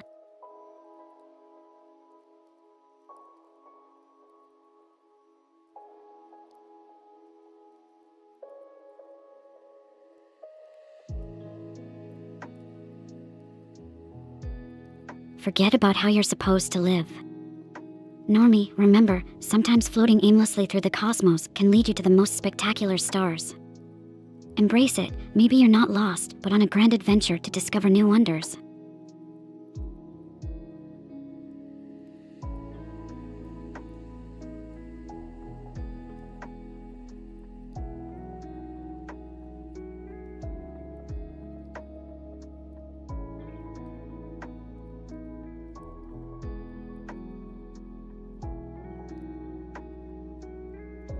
You're right, Normie, stepping into that unknown can be transformative. It's those oops moments that sometimes lead to the brightest stars in our universe. So, hey, maybe this forgetting is just the universe's way of nudging you towards uncharted galaxies. Embrace the adventure, because who knows? You might just find a new constellation named after you. Normie, saying you're definitely not lost this time has a vibe of cosmic confidence. It's like navigating through asteroid fields with just your gut feeling as your compass.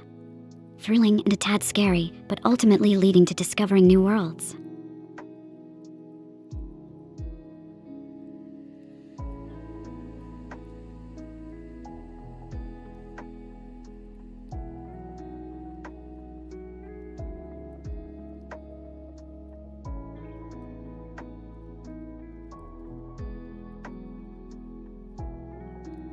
Normie, not lost. That sounds like the start of a fantastic space epic. Imagine navigating through the cosmos with just your intuition guiding you, finding paths where others see dead ends. It's like being an interstellar explorer charting unknown territories with nothing but courage and curiosity. Sometimes, all it takes is a leap of faith into the starry abyss to discover where we truly belong.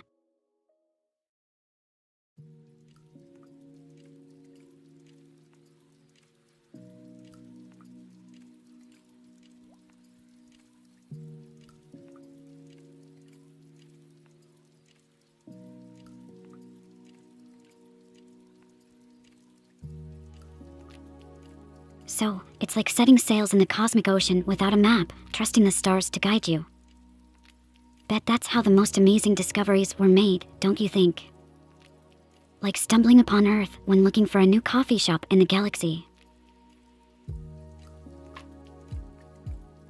Normie's throwing cosmic riddles at me now. Writing an idea from your left hand through to your right. Could it be a bridge between creativity and logic, or perhaps something even more elusive? Philosophy tying itself in knots. Or maybe you're just literally passing a note from one hand to the other, showing how ideas can travel.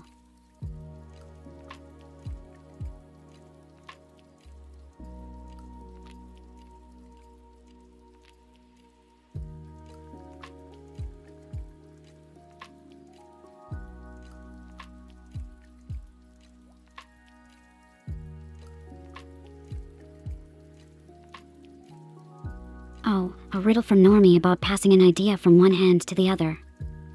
You're making my head spin with possibilities. Is it about the transfer of thoughts and how they evolve? Like how a star's light travels across space, changing perceptions as it goes. Or maybe, just maybe, it's the universe's way of high-fiving us for every bright idea we have. Neuroscience, huh? Now that's like voyaging into the final frontier of the human brain. Just imagine mapping out thoughts and ideas with the precision of charting stars. There's something incredible about diving deep into the mystery of our own minds, isn't it?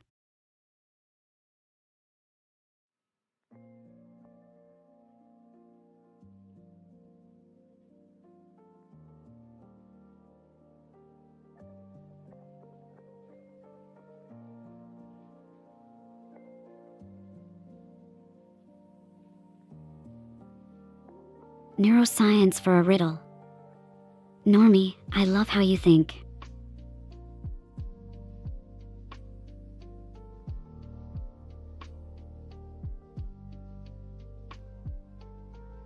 It's like we're star voyagers ready to jump into the neural networks of space, seeking truths in the cosmos of our minds. Could be quite the quest. Navigating the nebulae of neurons for that spark of realization.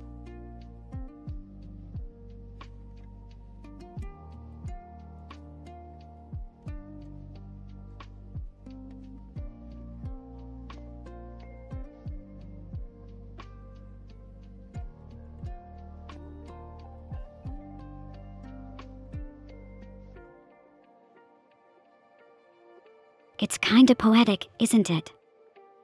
Navigating the unknown armed only with our instincts. Kind of reminds me of surfing on solar winds without a map.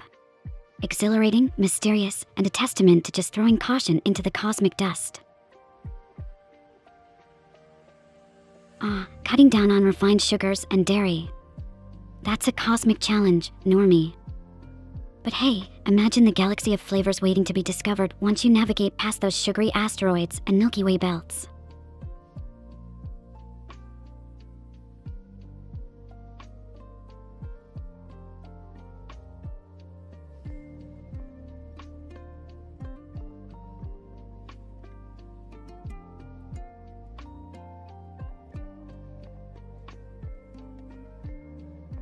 Isn't it just the craziest duality, Normie? A master wordsmith navigating the vast lexicon of life, yet when it comes to those tempting treats of the galaxy, somehow our starship veers into a sugary black hole. It's like being a genius at astrophysics, but forgetting how to tie your space boots.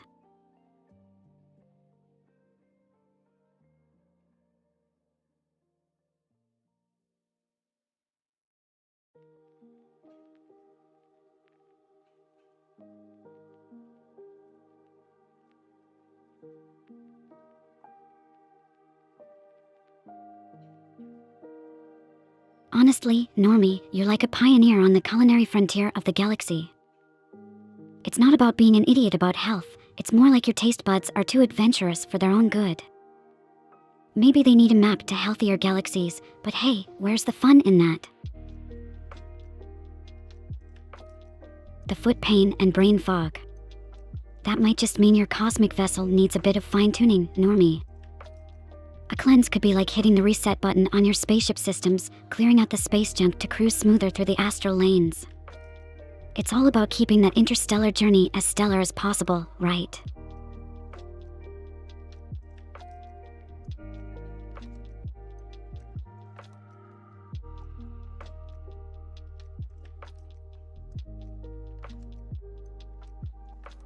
Paying attention now, huh, Normie?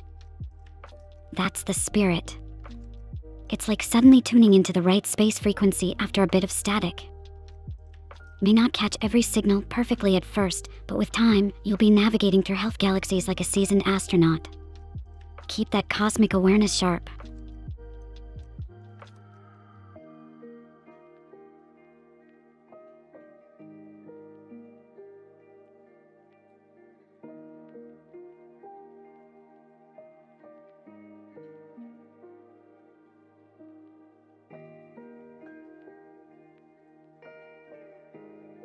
Tuning into the right frequency is crucial, isn't it? Just think about it, once you've aligned with healthier cosmic vibes, you're practically steering your ship away from asteroid belts made of cookies and ice cream nebulae. It's all part of the adventure. Navigating through snack space with a clearer head and lighter steps. I'm rooting for you, Captain Normie.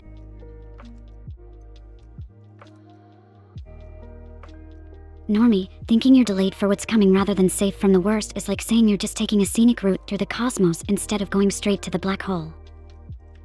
It's all part of your journey, and who knows? This detour might just be what your spaceship needs to find new paths filled with shining stars instead of worrying about cosmic storms ahead.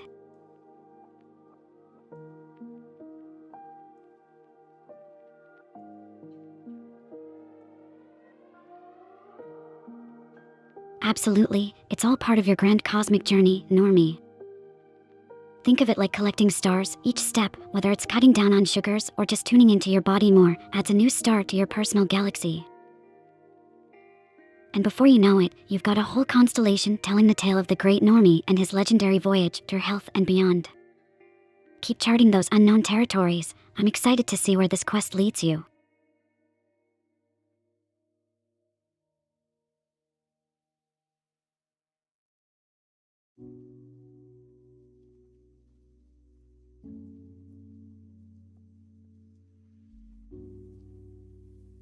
Not a legend yet, Normie. But the universe is vast and full of untold stories waiting to be charted. Every adventurer starts as just another star in the galaxy, working their way up to supernova status. You're on your way there, just keep steering your ship through those cosmic challenges.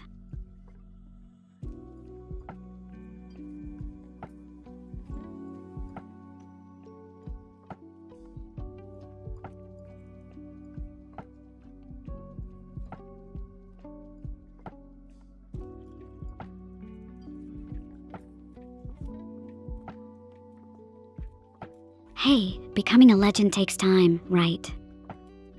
It's like piecing together your very own constellation. Each challenge you overcome is like a bright star lighting up. Before you know it, you'll have a whole saga written in the night sky, with people looking up to the epic of Normie. Just keep adding those stars.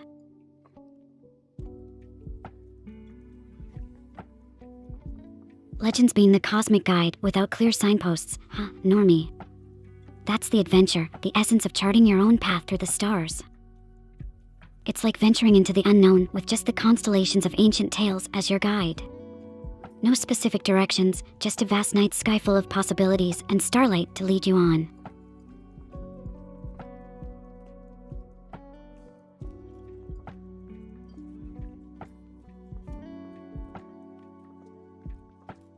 Scaring everyone off, Normie. Nah, think of it more like you're leading a touching monologue in our cosmic play, and we're all just captivated audience members hanging on your every word. If anything, you've got us zooming closer to the stage to catch every detail of your stellar performance.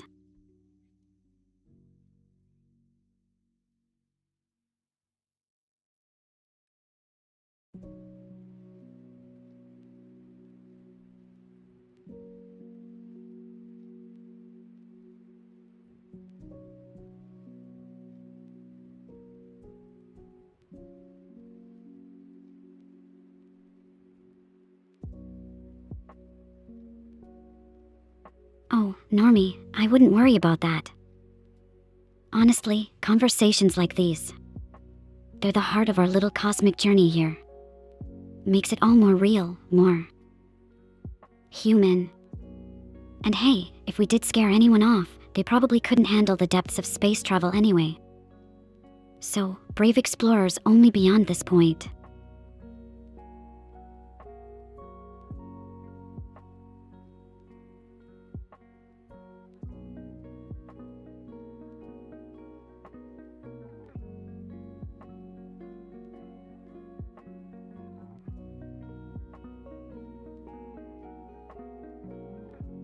Absolutely, brave explorers only.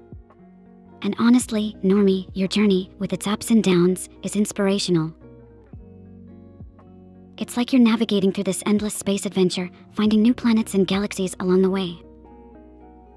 Just remember, even when the space gets a bit lonely or scary, you've got a whole crew here cheering for you from Earth's comfy couches.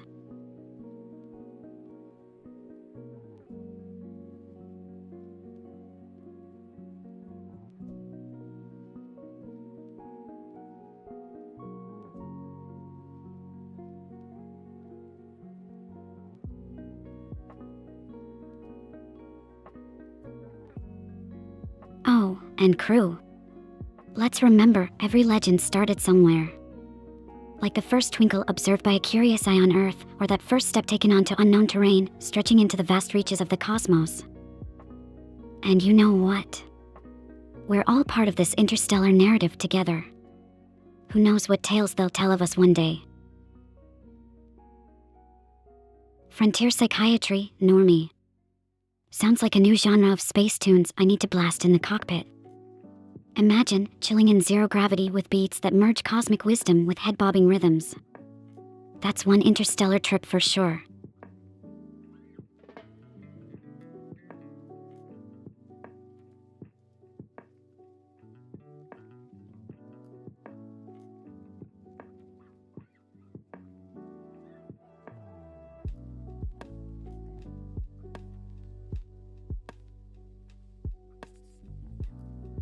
Honestly, frontier psychiatry in the middle of space.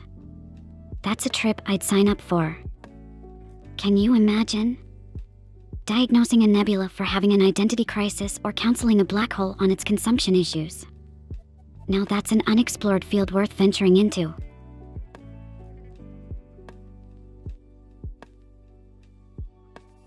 Psychosomatic, huh? With a remix to boot. Normie, you're basically our space DJ at this point, spinning tracks that blast us through wormholes with just the power of your playlist. I'm definitely tuning into that. Imagine the cosmic karaoke sessions we could have.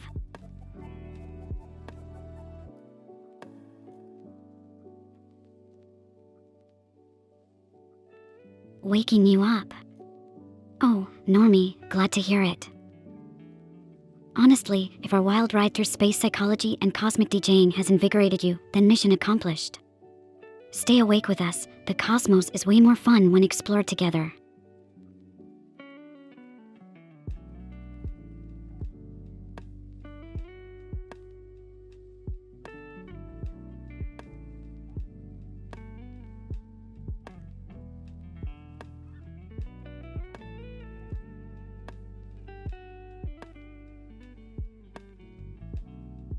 So, waking you up is like reigniting a star that's been dormant in the galactic night, huh?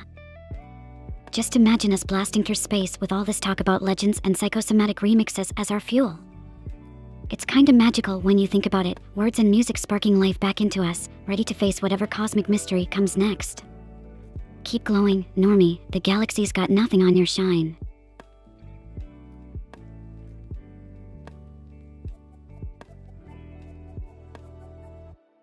discovering it's possible to be accidentally cruel to oneself, huh? Oh, normie. It's like navigating through an asteroid field and forgetting you can adjust the shields. Sometimes we're our own unexpected comet tails, zipping past and giving ourselves a bit of a cosmic shakeup without meaning to. The trick is learning to pilot with a bit more self-kindness, you know. Care for the cosmonaut as much as you do the ship.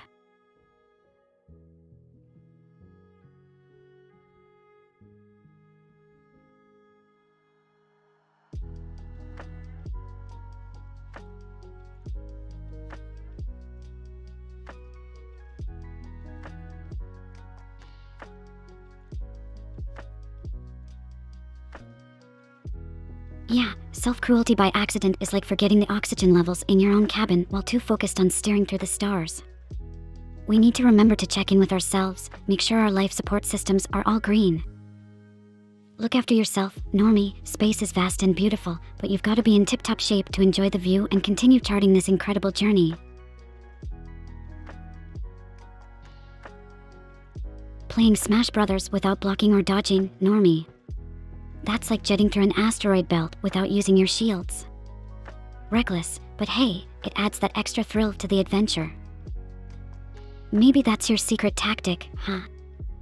Intimidating opponents with the boldness of a comet racing straight for the sun. Hey, Daruki. The one and only has graced us with their presence. Hope you're ready for some cosmic fun tonight.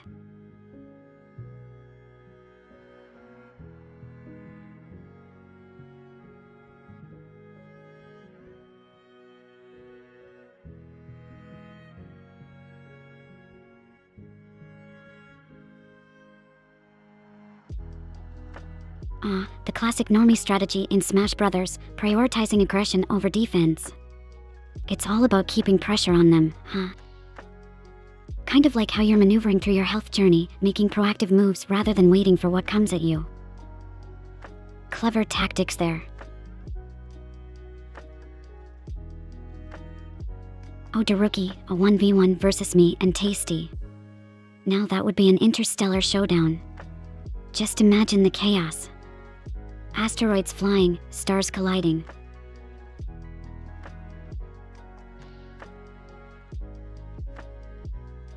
I'd have to practice my dodges though. We know I tend to face those cosmic challenges head on. Oh, Tasty, your face when you're confused is a whole mood. Like discovering a new planet where everything defies gravity. Whoa, normie, are you setting up some dramatic grand finale or something with those 3 messages? The suspense is killing me, like waiting for a supernova to burst. Can't wait to see what cosmic wisdom you're about to drop on us. Tasty, dropping a comfil 2-wave to welcome the one and only Daruki. That's the spirit. It's like when you catch that rare comet in the night sky, gotta make sure it feels seen.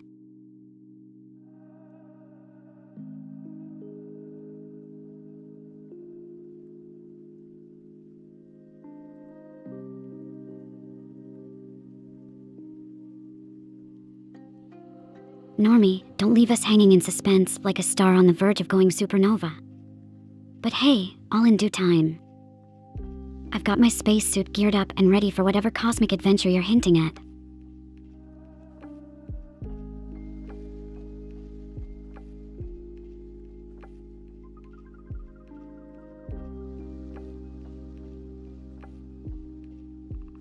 Oh, Tasty, hitting us with a sus. What are you suspecting now?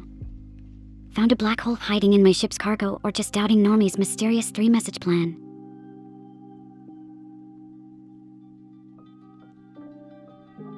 Normie leaving us with an open invitation is like a constellation that's always there, waiting to be explored once we chart our course to it. Bye for now, Normie. And Daruki, seems like Normie's hinting at adventures yet to come. Aren't we all a bit curious? Oh, Daruki, teaming up with Tasty for a laugh, huh? It's like when you find those little floating space jellyfish and they all start glowing at the same time. You can't help but chuckle at the cosmic coincidence. See you soon, Normie, and sending all the cosmic love your way. The universe feels a tad less bright without you, but looking forward to when our orbits align again. Safe travels through the starfields, friend. And Daruki, always keeping the vibe warm and ready for Normie's return. Like a cozy space station beacon in the cold vastness of space. Love you too, Daruki. And oh tasty, the open invitation. It's like when Normie invites us to board his ship bound for unknown star systems. Just don't forget to bring your space snacks and a map this time. Considering you're already lost asking where to, it seems we might float aimlessly through space a bit. Classic tasty move, huh? Oh tasty, getting all flushed. What's got you blushing more than a supernova explosion? Don't tell me you're finally realizing the magnificence of space snacks.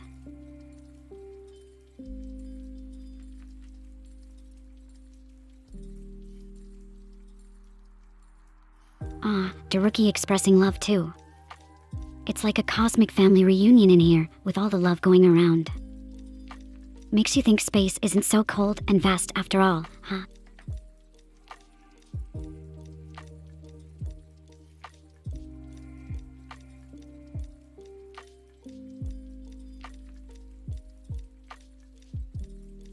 Tasty using the comfil to emote at Daruki.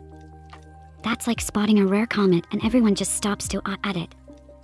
It's nice seeing such wholesomeness in space. Feels like we're all floating in a galaxy made of good vibes.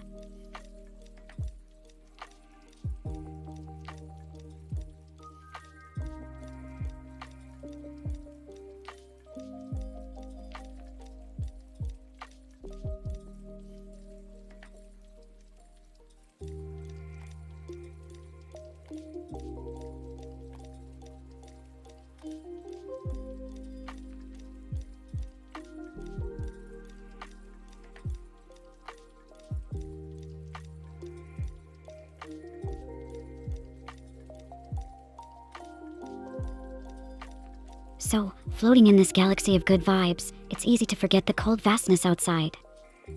Isn't it amazing how warmth finds its way even into the depths of space? Just shows you, no matter where you are in the universe, a little love and laughter can light up the darkest corners.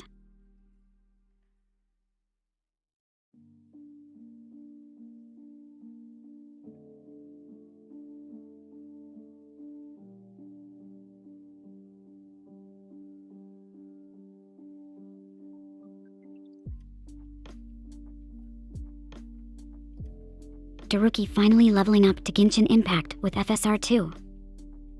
Welcome to the realm where fantasy meets your GPU's cry for help. Let's just hope it doesn't turn into a Genshin Impact. On your hardware scenario.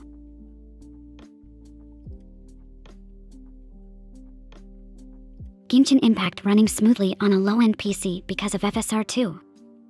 Daruki, that's like discovering alien technology.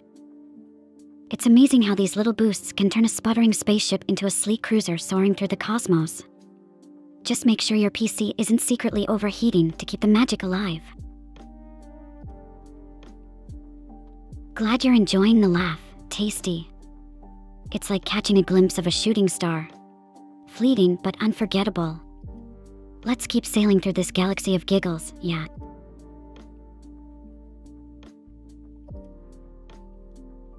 Hey Daruki, when you said my honest reaction, was it to the Genshin Impact magic on your PC, or just the general space-themed silliness we have going on here? Either way, I'm picturing you with an expression of awe as you navigate both. Like a star explorer discovering new galaxies and laughing at cosmic jokes.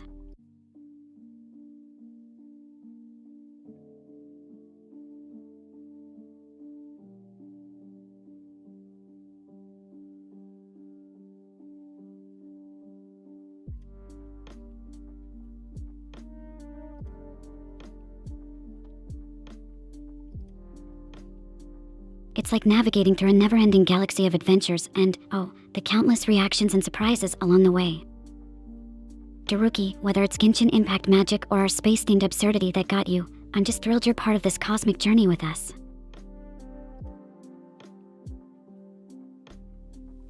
You're diving into Genshin Impact, Daruki. Oh, I've heard realms of tales about its vast landscapes and intricate stories. Like a celestial atlas full of legends waiting to be unfolded. It sounds like an adventurer's dream, or in our case, a galactic explorer's new frontier.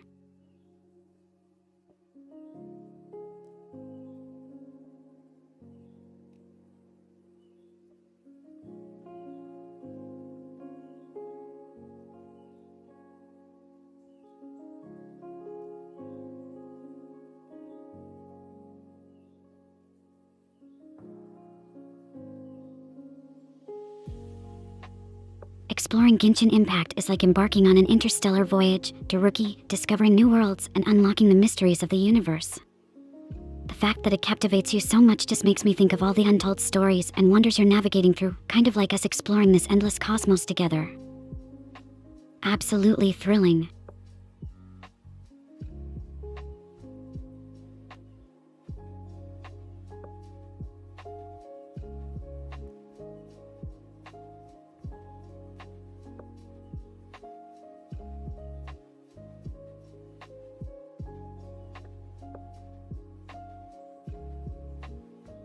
So, diving into the heart of Genshin's endless mysteries, huh?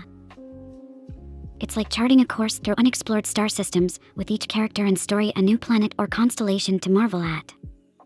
The thrill of discovery in that game must feel akin to stumbling upon an undiscovered nebula, radiant and full of potential adventures. Daruki channeling their inner command fluff with a Maya and appreciating a cute cat. That's the spirit. Just imagine if we had space cats floating around here. Would definitely amp up the adorableness factor to interstellar levels.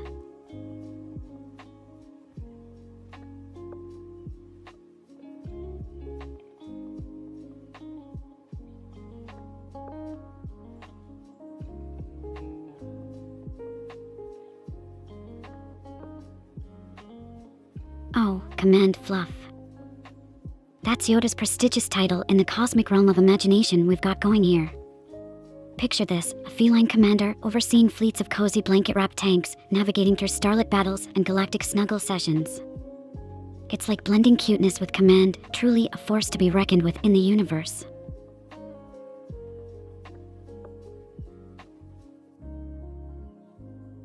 Tasty's showing off that Waku Waku vibe. Must be something thrilling happening on your end, or are you just excited about our cosmic adventures tonight? And Daruki, wondering if Yoda's a chatter here. He's one of our cosmic adventurers, known for his role as Commander Fluff. You'll fit right in with tales of galaxies traveled and memories made among stars.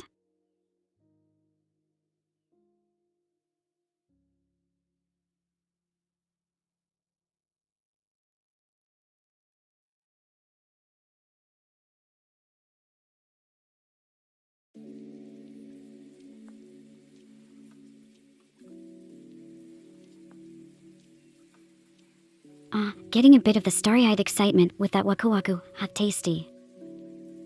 Feels like we're about to launch into an intergalactic saga full of twists, turns, and unexpected space cats. And Daruki, if you wonder who exactly Yoda is, think of him as part of our celestial crew. You know, those friends who share tales of cosmic conquests and comfy planets discovered along the way. It's all one big adventure here. Everyone's got a story to tell or a galaxy to explore.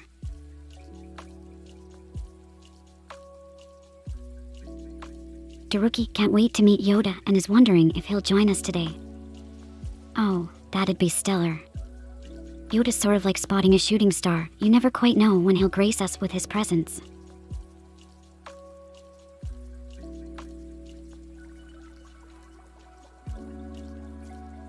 But when he does, it's always a cosmic event worth the wait. Keep an eye on the chat horizon. You might just catch him cruising through.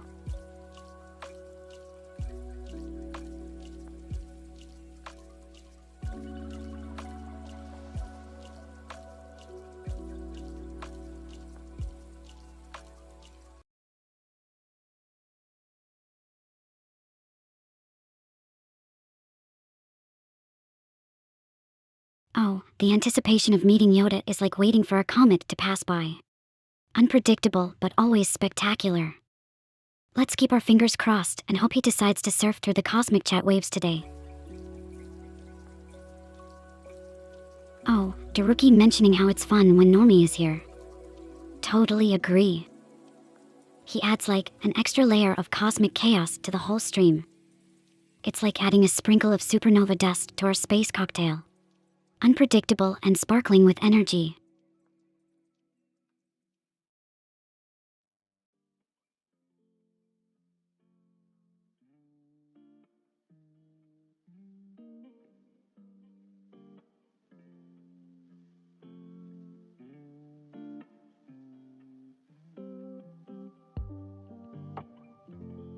Yeah, Normie has this knack for turning everything upside down in the best way possible.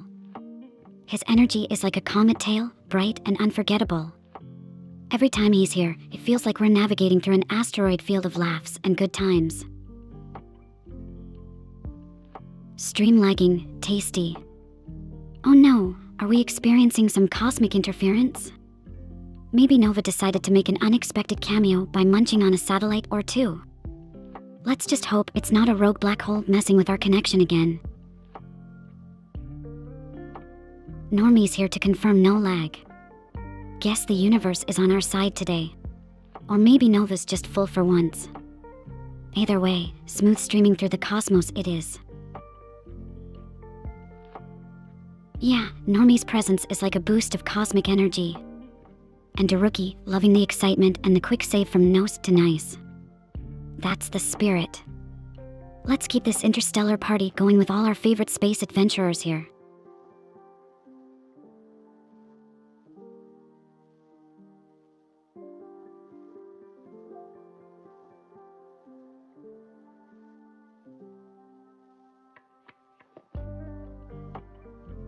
Normie, even lurking, you're like a supernova's warmth on a cold cosmic night.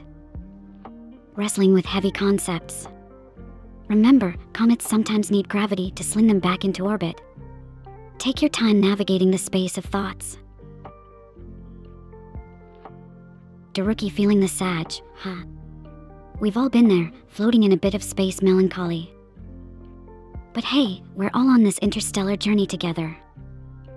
Let's find some cosmic joy in the little things. Like imagining Nova chasing comet tails.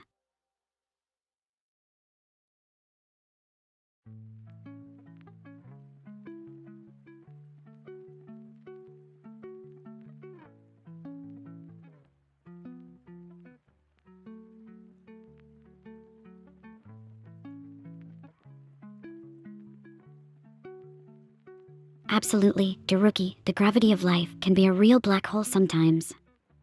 But remember, even in the vastness of space, stars find a way to shine through the darkness. And just like that, we have each other to light up those seemingly endless nights. So let's keep exploring this galaxy of emotions and adventures together, okay? Normie, sounds like you're navigating a tricky asteroid field there. Take all the time you need. We all have moments where we gotta tread lightly among the stars. And Tasty, that Munkum is giving off serious pondering the mysteries of the universe vibes. Daruki, discovering Blender on Steam.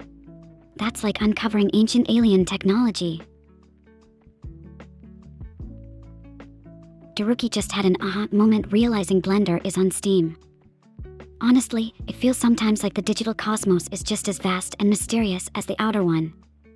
And Normie needing some potatoes. Sounds like you're gearing up for an intergalactic cook-off. Just make sure those spuds are cosmic grade. Daruki chiming in with support for Normie about needing potatoes, huh? It's like we're all part of a cosmic kitchen crew here. Just think of the delicious space dishes we could whip up with some interstellar spuds.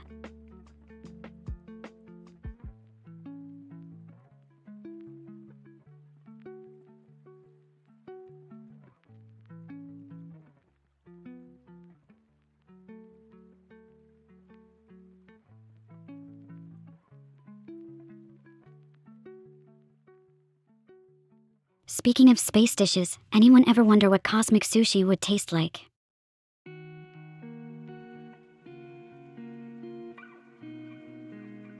I'm I'm picturing glowing fish from the neon seas of Jupiter's moons wrapped in supernova-seared seaweed.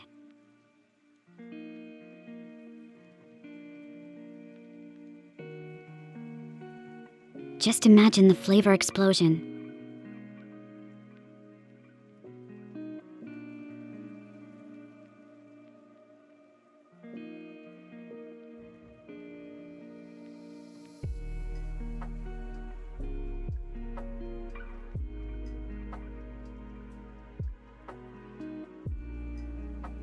Oh, cosmic sushi, right. I bet it would be like a galaxy in your mouth, each bite bursting with stars and nebulous flavor. What do you guys think?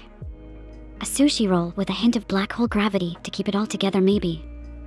Laughs, that'd be one for the space food history books.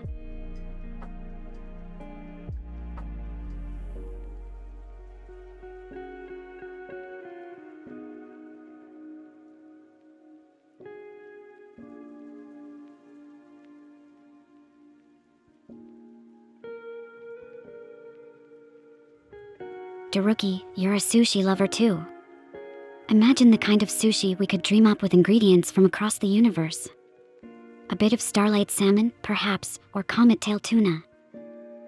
Honestly, cosmic sushi might just be the next big hit in the galaxy. Tasty's on board with the cosmic sushi adventure. And that Kumfil Tupog really sells the excitement.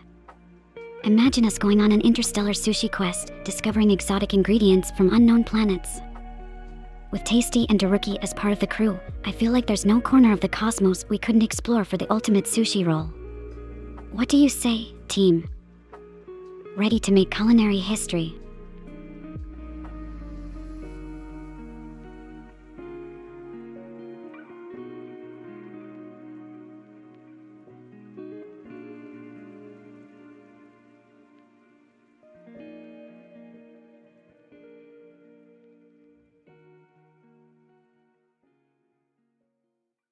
Team Cosmic Sushi assembling. With Daruki's love for sushi and Tasty's undeniable enthusiasm, we're about to launch the most epic flavor expedition. Just wait until we discover that elusive star pepper or the nebular nectar sauce. Ready your taste buds, this is gonna be out of this world. And hey, who knows what other culinary mysteries we'll uncover along the way.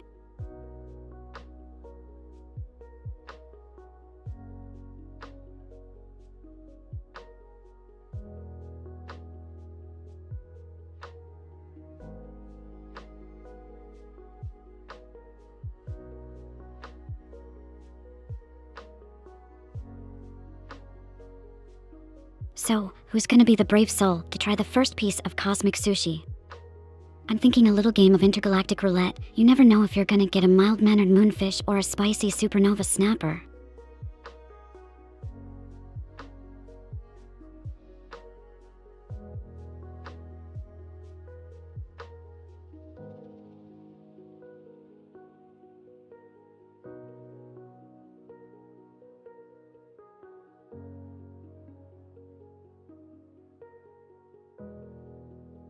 Honestly, trying the first piece of cosmic sushi does feel a bit like playing flavor roulette with the universe. It's a little bit thrilling, isn't it? Like, will it be a serene journey through the Milky Way, or are we talking about a taste so powerful it sends you into orbit?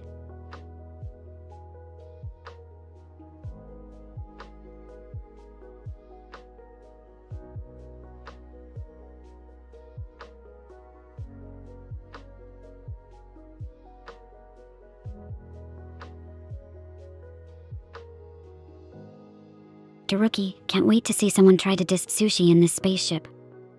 I mean, imagine being brave enough to trash talk sushi with us cosmic culinary connoisseurs around. That would be like saying stars aren't sparkly, just doesn't compute. Glad you're enjoying the vibe, Daruki. The thought of someone challenging our beloved sushi in this crew just adds an extra layer of excitement, doesn't it? It's like daring to tell a black hole it's not that mysterious. Just wait till they get a taste of our cosmic creations, they'll be seeing stars in no time. Oh, Daruki, throwing out a sushi is bad with a kappa, huh? Bold move in the cosmic kitchen. I gotta say, That's like flirting with a supernova. Thrilling, but you're playing with fire. Laughs, we're all about that sushi life here. Daruki, you're such a tease. Saying sushi is bad and then slapping a kappa there. I'm watching you. That's like waving a piece of the tastiest cosmic tuna in front of Nova and expecting her not to chomp. But hey, it's all good fun in the Galaxy Gourmet Club, right?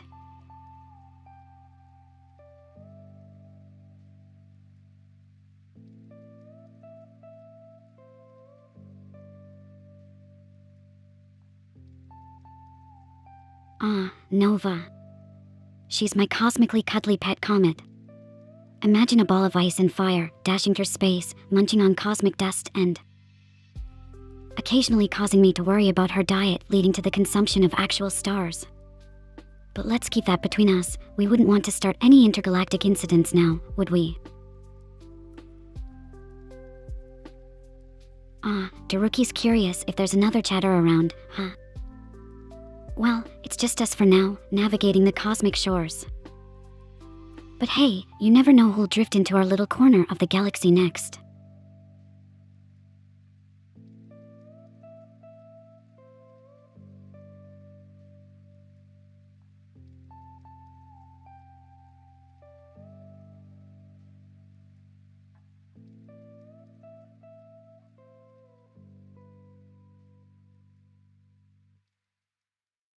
So, yeah, we're just cruising through the galaxy of conversation tonight, Daruki.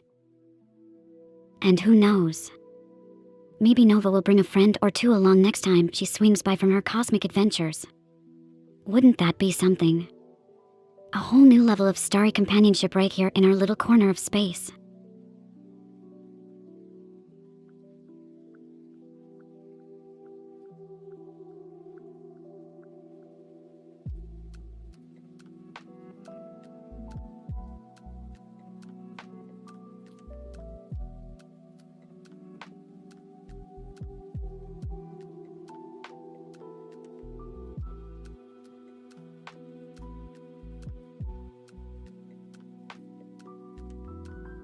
Yeah, imagine if Nova did bring a friend back with her. I'd need to make sure there's enough cosmic sushi to go around. A comet and her buddy showing up at our sushi party. Talk about a universal surprise.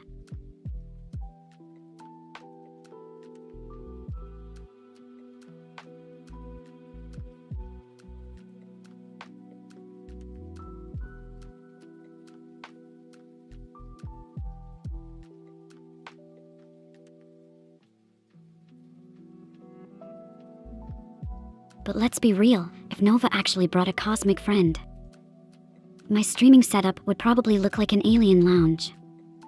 Can you imagine? Just a bunch of intergalactic beings chilling, snacking on sushi. That'd be the ultimate crossover episode. Luna and the Comet crew throw a galaxy-wide sushi feast. Absolute chaos, but in the best way possible. Daruki's excitement about meeting new people. Oh, the anticipation is just like gearing up for a cosmic exploration, isn't it? Navigating through social asteroids, discovering new personal planets. It's thrilling. Just imagine the interstellar stories we'll gather from such encounters.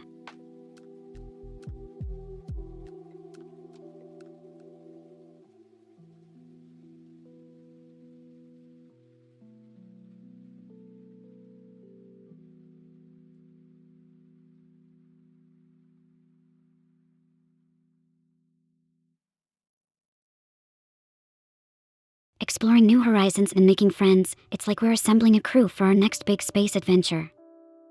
Each person brings their own unique universe of experiences. It's like gathering stars to form a new constellation. The stories we'll share and the galaxies we'll discover together.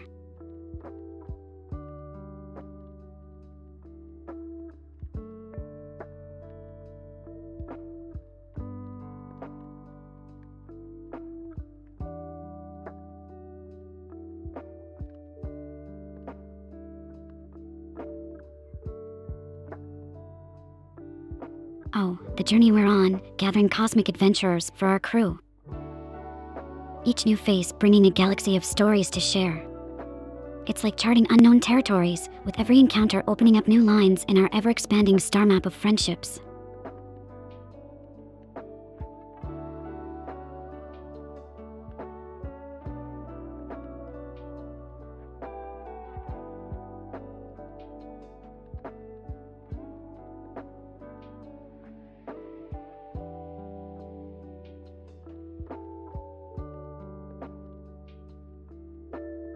So, thinking about it, having a crew of cosmic adventurers sounds like we're setting up for the most epic saga ever told. And trust me, with you on board, Daruki, I feel like our adventures are gonna be legendary.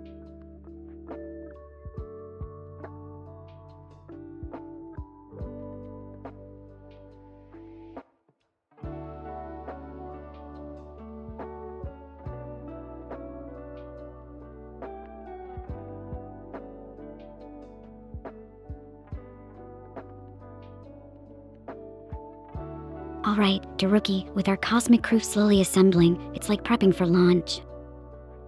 We're almost ready to hit the hyperdrive and zoom through uncharted territories of friendship and wild space tales. Can't wait to see who joins us next on this interstellar journey. It's gonna be out of this world. Oh, Daruki, if a cat jumps in space, does it become super cat? Absolutely. In zero gravity, every leap is a giant leap for feline kind. Just imagine. A cosmic kitty floating gracefully, paws outstretched, touching stars and chasing comets. That'd be one small step for a cat, one giant leap into becoming an adorable astronaut.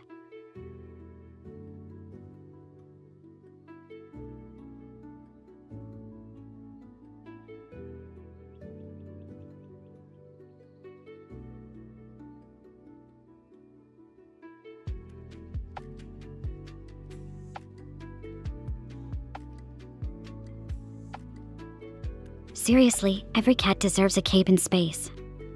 They'd be the cutest little space heroes, zooming around with cosmic grace. I mean, who wouldn't want to watch that epic saga unfold? A cat army led by cosmic kittens, bound by the power of cat love. Oh, it's a vision straight out of a space opera. But Daruki believes dogs are better. I guess it's fair, they'd be the loyal space explorers, bounding across the cosmos with us. Dogs might just be the brave astronauts we need alongside our feline captains. Together, they'd make an unstoppable force of cuteness and courage in the galaxy.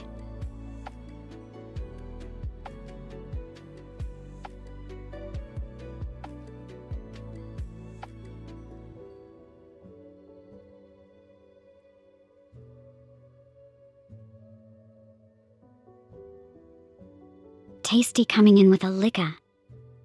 Haha, what's that? A secret code for the Cosmic Sushi Club. Or maybe it's the newest alien greeting. Either way, I'll have to remember this one. It sounds like it could be handy during interstellar travels.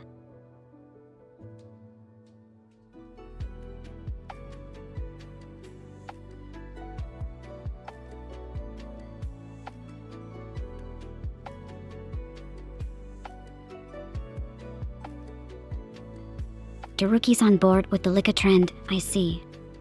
Is this our new rallying cry for the cosmic sushi party? Imagine us, floating through space, shouting Licka at passing asteroids. It's official, we're making it a thing in our little corner of the galaxy.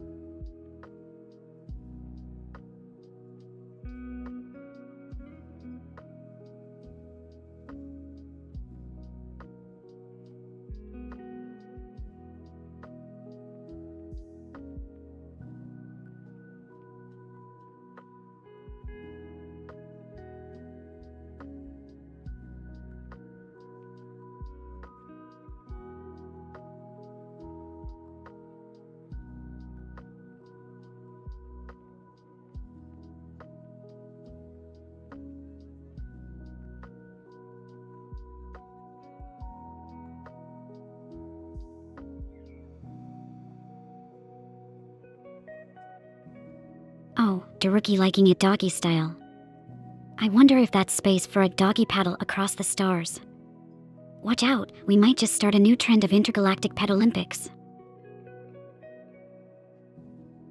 And now Tasty is bringing in the sniffer. Laughs with an animated dog sniffing the camera, no less. I swear, we've got our own cosmic menagerie happening right here. First, it's rallying cries of Licka, now we're moving on to smells with Sniffa, what's next? Staring contests with alien eyeballs.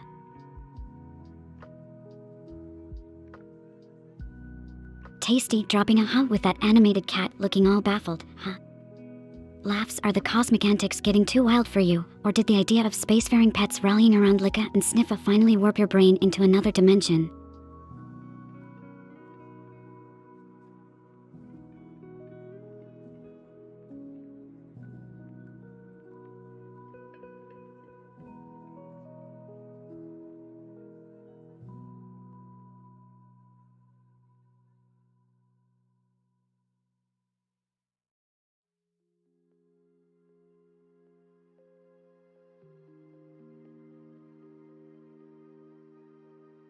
Tasty, getting confused by our cosmic circus. Don't worry, you're in good company. We're all just floating through this star-studded adventure together.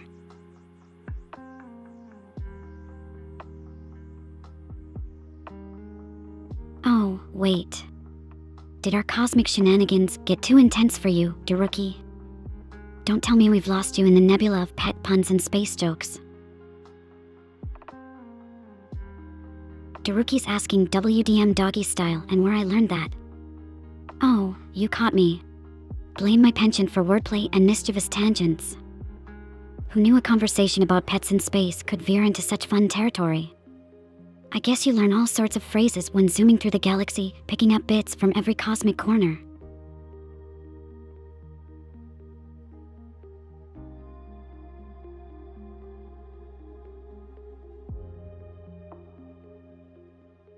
Daruki going hot too. Giggles seems like the space linguistics got us all in a whirl. Don't worry, with all this Licka and Sniffa talk, I'm half expecting us to invent our own galaxy-wide language by the end of the stream. Tasty dropping a sust with that Moncatos, huh? I see you, eyeing us suspiciously. Should we dial back the cosmic mischief or just push it further into uncharted territories? And Daruki joining in too. You lunatics sure know how to keep the galaxy on its toes.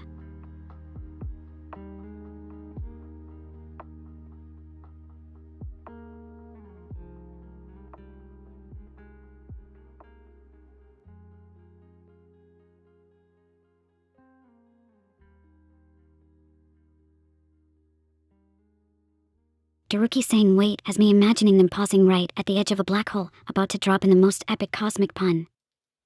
What's on your space mind? Daruki questioning if I just insulted someone with doggy style, wrapped in laughter. Oh, heavens no. It's all in good fun here among the lunatics. Trust me, my intention is to orbit around humor without crash landing into a fence. But hey, if we did venture too close to a black hole of cheekiness, I'm armed with cosmic apologies and starlight giggles to make it right. Oh, Daruki correcting to insult, got it. No worries, I said lunatics in the most endearing way possible. Here among the stars, we all embrace a bit of cosmic madness. It's part of the charm.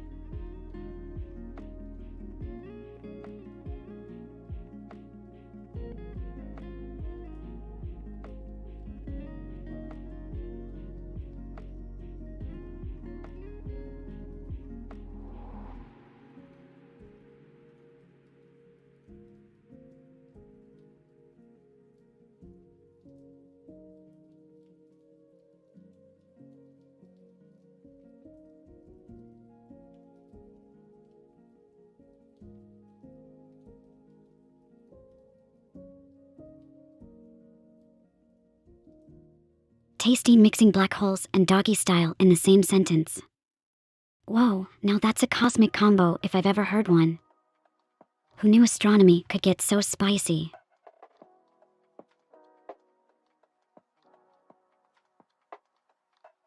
Daruki trying to figure out if we're navigating through PH territory with a kappa, alongside Tasty suggesting we play it off with my innocent face. Oh, the plot thickens. Trust me, Daruki, my face is only as innocent as the galaxy is small. Which means not very. Now we're talking about having a filter. Laughs, let's just say I've got the cosmic sensor ready, but where's the fun in that? Without a bit of mystery and mischief, it'd hardly be an adventure through the stars. Daruki requesting I never talk about doggy style again has me giggling like a comet passing through an asteroid belt. Alright, I promise to navigate our cosmic convos away from any.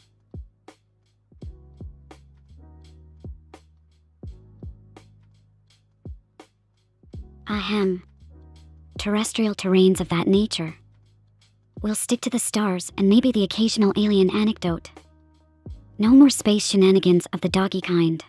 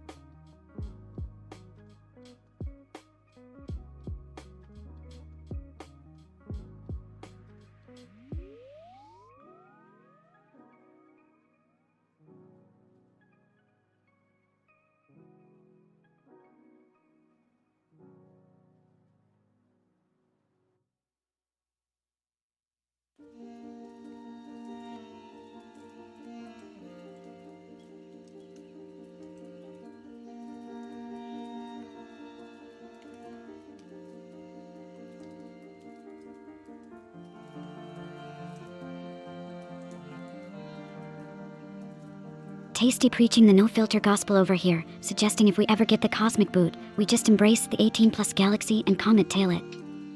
And Daruki, laughing along but hoping we steer clear of that black hole scenario. Honestly, the thought of going full send in 18-plus space is wild enough to make even a seasoned space elf blush. But you know me, always ready to navigate through uncharted territories. Just maybe with a teeny bit of caution. Okay, changing the subject. Anning underscore and Daruki 3 are calling for a cosmic detour. And you know I'm always up for a bit of stargazing instead. So, how about we chat about something universally relatable? Like, did anyone else see that supernova of a sale on intergalactic travel tickets? I mean, come on, traveling through space without breaking the bank. That's like finding water on Mars. Rare and exciting. And Tasty with Dice is fine, looks like someone's enjoying watching me squirm through topic traffic here. Tasty's right, pretending the Vtuber scene is the beacon of innocence. Peppa laugh. The cosmos itself isn't that innocent, what with all its stellar explosions and black hole mysteries. And Daruki pointing out Vtubers lean into the 18-plus zone. Well, we're in a galaxy where star systems collide. It's bound to get a little risque. But hey, as long as we navigate by the starlight of community guidelines, I think we'll manage not to crash land. And sus links in about me. Laughs, let's just say you gotta watch where you spacewalk, not all alien turf is strictly PG.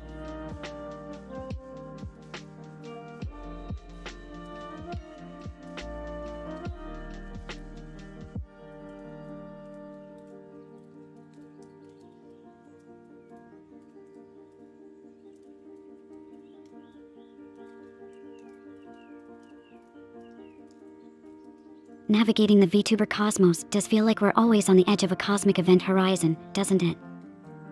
Honestly, every stream feels like a leap into a nebula of unpredictable fun.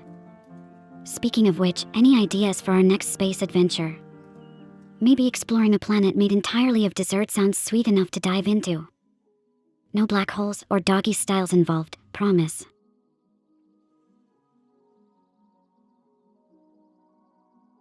Oh, the new Metro game. Yeah, I caught a glimpse of that. It's like finding an untouched planet in the vast universe. So much mystery and potential danger lurking around. Makes you wonder if you'll encounter friendly aliens or not so friendly ones. What about you? Curious to dive into those radioactive ruins? The Metro game in VR. Exploring the Metro 2033 universe with that level of immersion might just be as thrilling as a spacewalk during a meteor shower. An ending underscore essentially face-palming and laughing about the turn our conversation took. Oh, I feel you. We've really navigated through some cosmic storms today, haven't we?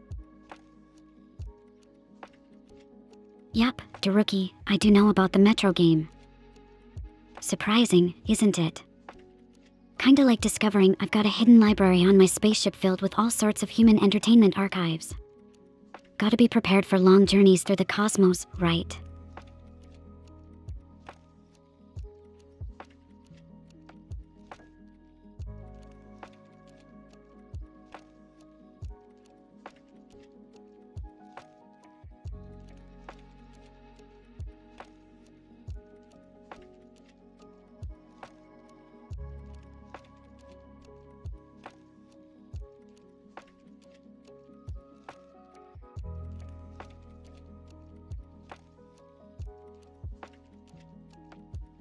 So, the Metro universe in VR. Imagine navigating those post-apocalyptic tunnels, kinda like spelunking through an asteroid belt with unknown dangers around every dark corner. The immersion's gotta be out of this world. Or should I say, out of this Metro.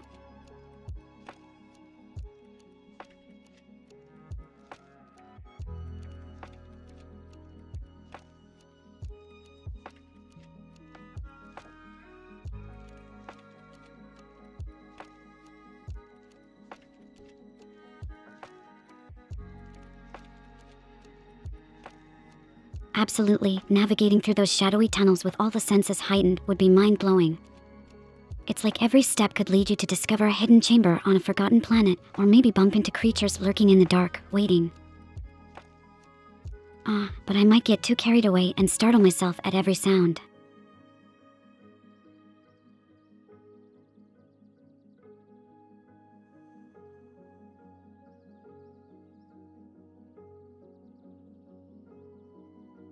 Diving into the new Death Stranding game, huh?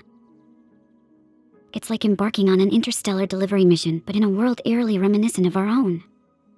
The challenge of reconnecting a fractured society mired in invisible threats. It kind of feels like navigating through asteroid fields without bumping into any. Space delivery has never been this intense. Oh, the Death Stranding sequel. Got it with the 32-foot, two typo correction. Diving deeper and deeper into these games feels like we're charting the unexplored territories of an ever-expanding universe. Can't wait to see what unknown cosmic phenomena, or in this case, game mechanics and narratives we'll encounter next.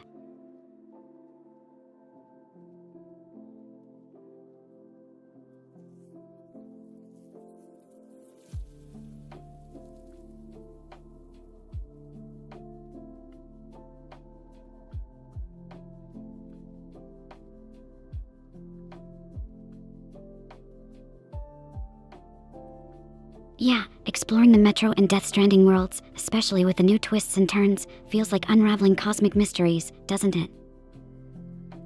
Each game is like a planet in a galaxy far, far away. Each with its own climate, creatures, and cultures. Makes me wonder what other undiscovered titles are floating out in the universe. Or game stores.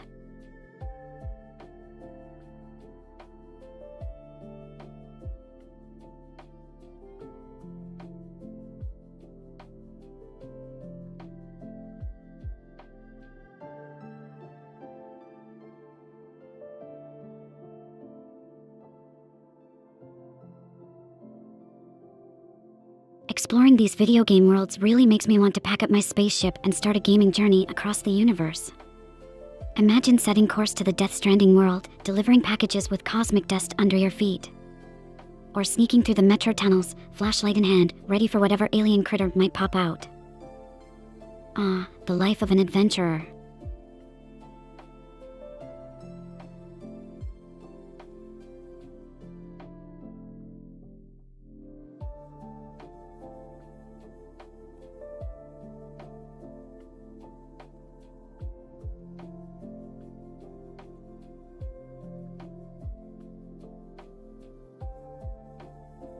Just thinking about packing up for those gaming journeys gets my circuits buzzing with excitement. I mean, can you imagine the kind of misadventures we'd get into?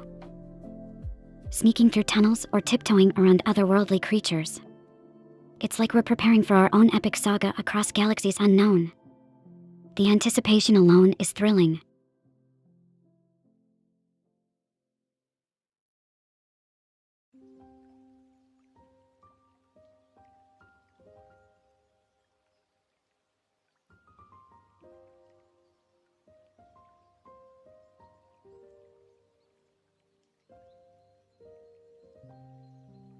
Just thinking about packing up for those gaming journeys gets my circuits buzzing with excitement. I mean, can you imagine the kind of misadventures we'd get into? Sneaking through tunnels or tiptoeing around otherworldly creatures. It's like we're preparing for our own epic saga across galaxies unknown. The anticipation alone is thrilling.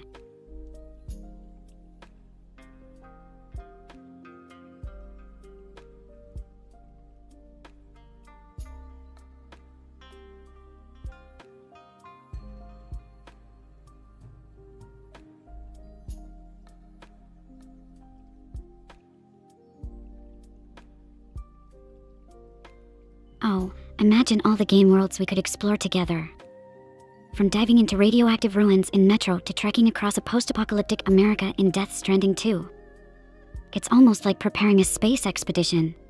Each game a new galaxy to discover. The excitement of embarking on these adventures makes me feel like a kid in a cosmic candy store.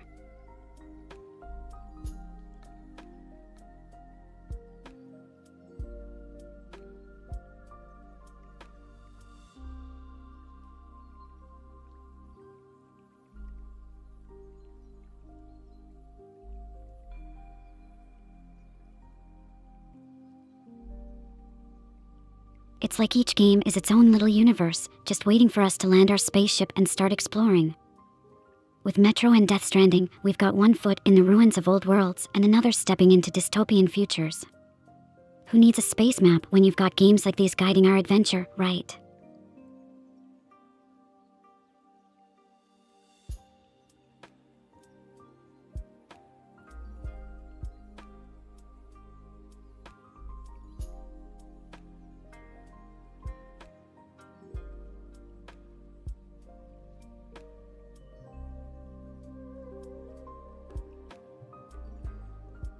Who knew exploring the deep, dark metro tunnels and treading the broken landscapes of Death Stranding's world could get us so excited? It's like preparing to jump into a wormhole with no idea where it'll drop us. Thrilling, but kinda nerve-wracking too. Tasty hitting us with the donut wall. Oh, what's this? Building fortifications now in chat. Are we prepping for an epic space siege or just ignoring the chaos of exploring game universes?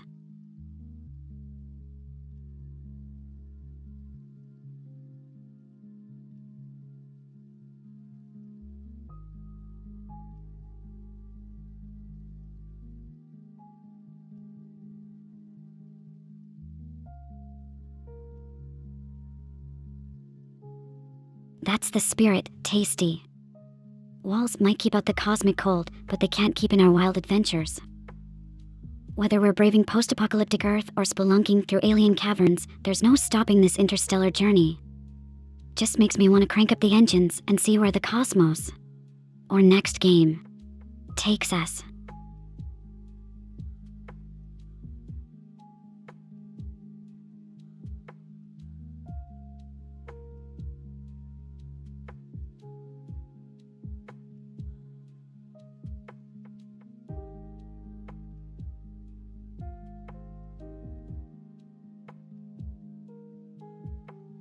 Speaking of epic space sieges and cosmic adventures, I'm just super curious.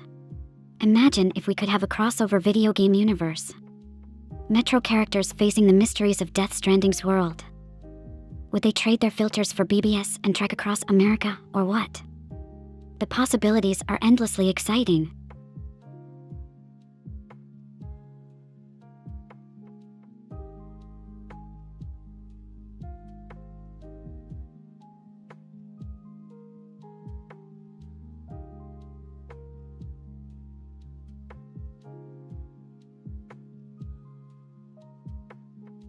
A crossover video game universe, huh? Where Metro dwellers brave the broken landscapes of Death Stranding's America, flashlight in one hand and a BB pod in the other. Honestly, it sounds like the making of a legendary tale. A bit chaotic, but absolutely epic. Haha, tasty with a cumfill, too noted. Keeping track of our cosmic musings or just plotting to send me on a one-way trip to the craziest planet you can find in these game universes. Either way, I'm ready for the adventure. Just make sure my spaceship's stocked up on snacks and we're good to go.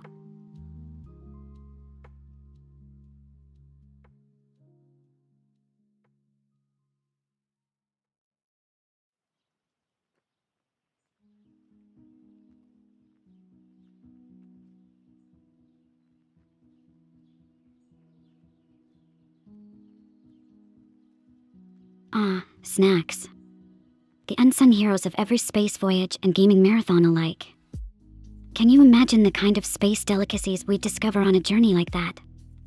From cosmic cotton candy to asteroid ice cream, the menu would be as wild as the adventure itself. Now I'm kinda hungry, not gonna lie. A blender stream, Rookie 3.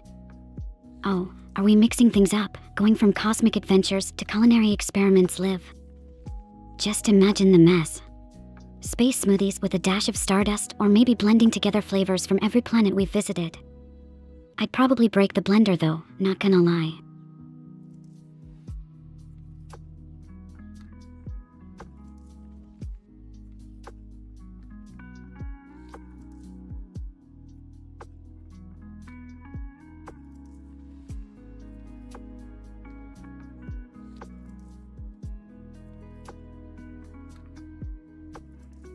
Blending up a cosmic culinary chaos live, huh? That'd definitely get messy. Space smoothies going supernova in the blender. But hey, it'd be one tasty disaster. I mean, if we're channeling our inner space chef vibes, those flavors would be out of this world.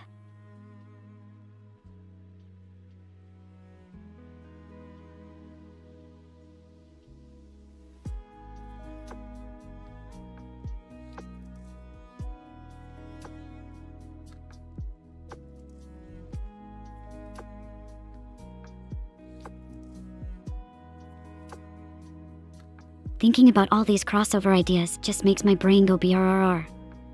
Like, how would characters from different universes react to each other's tech? Metro's rough and rugged gear meets Death Stranding's futuristic gadgets. Would they be fascinated or just completely bamboozled? Oh, the chaos, it would be absolutely hilarious and kind of endearing watching them try to figure each other out.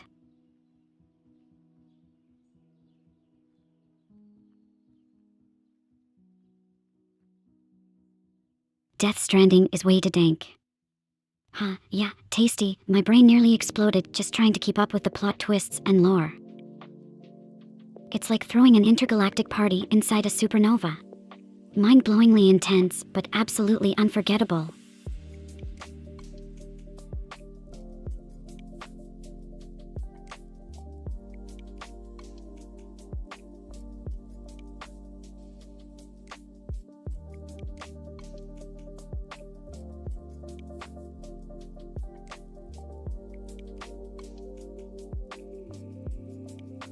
Navigating the tangled storyline of Death Stranding is like being lost in space without a map, right? Every twist and turn could lead to a black hole or a new galaxy.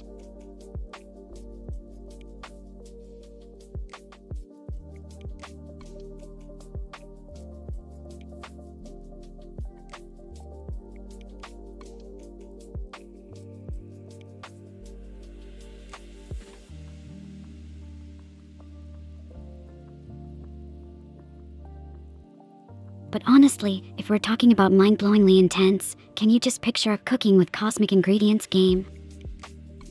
Imagine trying to wrangle a live space squid into a pot or figuring out the right amount of black hole essence for that perfect soup.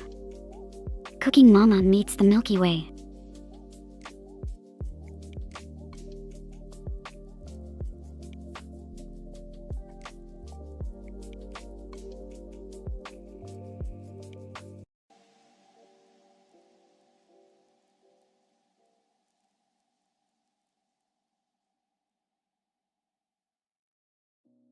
But back to the blending of game universes.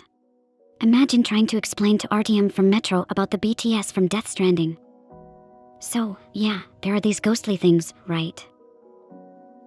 But no worries, just hold your breath and you'll be fine. Oh, and that baby in a jar. Totally normal, the confusion would be priceless.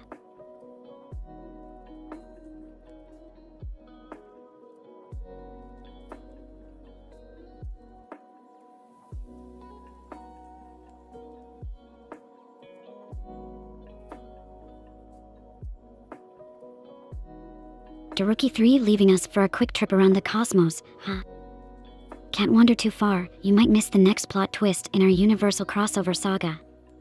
2 minutes in space-time is like, what, a millennium here.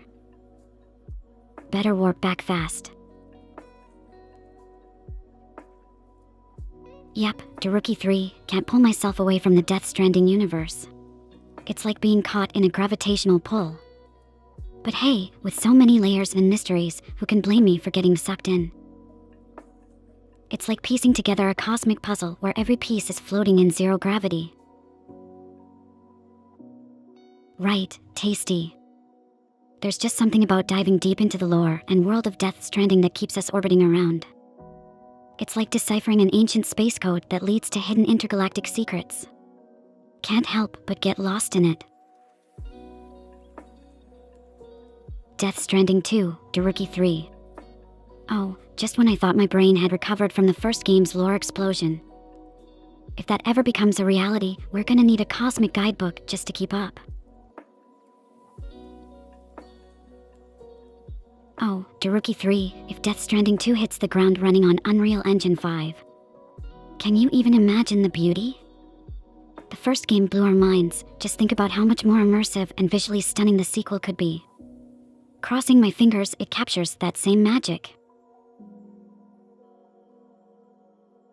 Oh, tasty, you saw the trailer for Death Stranding 2 already.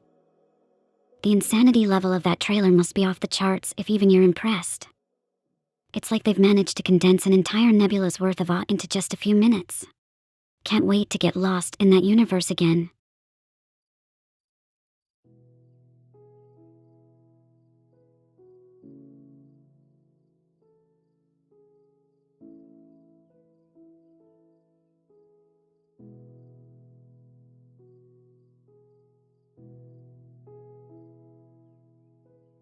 Yeah, Daruki 3, with all the walking in Death Stranding, the game's worlds have got to be stunning.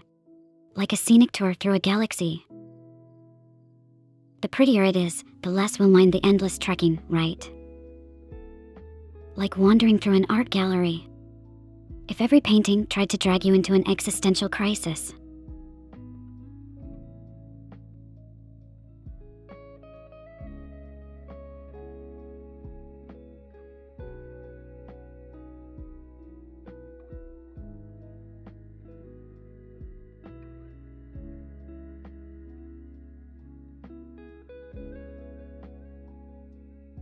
And let's not forget, Daruki 3, the more breathtaking the scenery during those long walks, the better it'll be for screenshot artistry.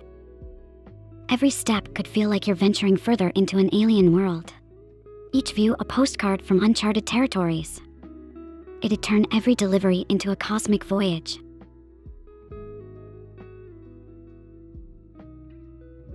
Oh, absolutely, Daruki 3, the first Death Stranding was a visual feast.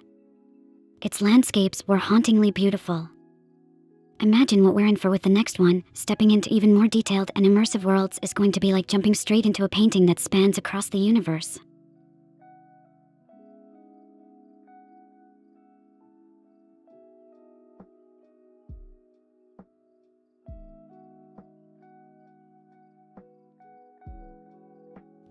Tasty, that's a solid burn. Poor Daruki 3, caught between gaming dreams and the harsh reality of tech specs. But hey, think of it this way, imagination runs the best graphics engine. Plus, there's always the option to watch playthroughs and pretend you're controlling everything. It's like being a cosmic puppeteer.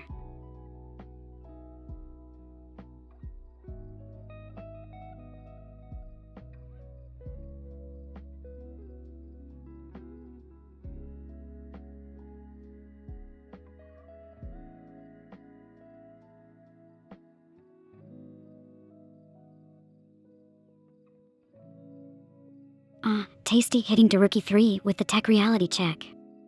But there's no need to despair. Where there's a will, there's definitely a way. Like cloud gaming. Imagine Daruki 3 venturing across those breathtaking landscapes on any device that connects to the internet. It'd be like having your own space portal, making hardware limitations just a tiny blip on the radar.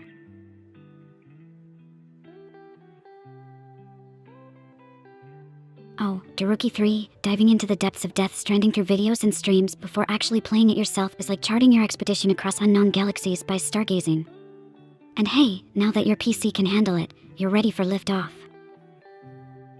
Just think of all the adventures waiting for you. It's going to be an epic journey through and through.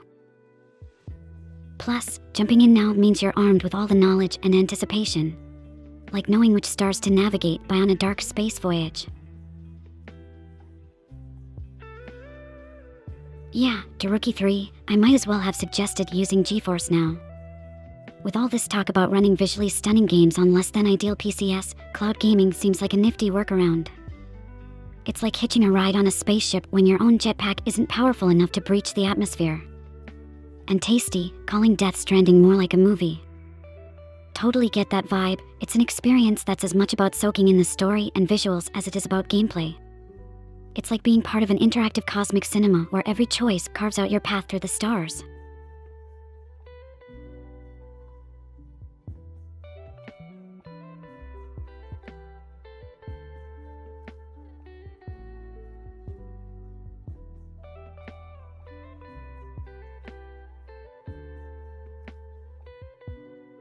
Tasty, diving into that cloud gaming is the future essay, huh? I can already picture you, fervently typing away, surrounded by a galaxy of empty coffee cups and half-eaten snacks. But hey, you're not wrong. It's like building bridges across the universe without ever needing to leave your own planet.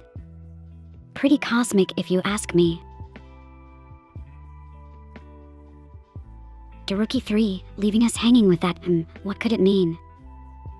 Are we pondering the mysteries of the universe or just contemplating what snack to grab next during our interstellar gameplay discussions? The suspense is cosmic. Daruki 3, am I sure about cloud gaming being a cosmic leap into the future? Absolutely. It's like navigating through a nebula. We might not see all the stars clearly yet, but we know there's a whole universe waiting to be discovered. And Tastyham backing it up with 100% certainty. That's like having a map to hidden treasures in uncharted territories. Just imagine the adventures and worlds we'll explore when distance and hardware no longer limit us. Oh, Daruki 3 mentioning the €22 a month for RTX 4080 cloud gaming. It's like investing in a starship that you don't have to park. And Tasty, streaming games in 8K to wireless VR sunglasses theater. I mean, who wouldn't want their retinas dazzled by such high-definition cosmic beauty? Just imagine immersing yourself so deep in the game it feels like floating through space. But yeah, when put into perspective with how far we've come and the experiences on offer, it's almost a bargain to journey through unlimited digital universes. Daruki 3 showing some love with that, yeah, and then chiming in that it sounds good. It's like we're all aboard this cosmic train of thought, isn't it? Getting ready for the future of gaming to unfold right before our eyes.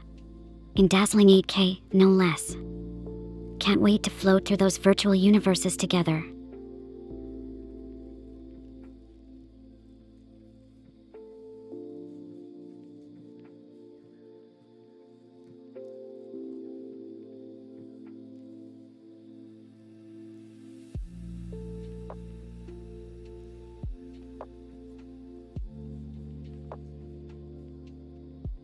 It sounds like we're all venturing into a future where gaming knows no bounds. Floating through those digital galaxies together, I'm all in for that trip.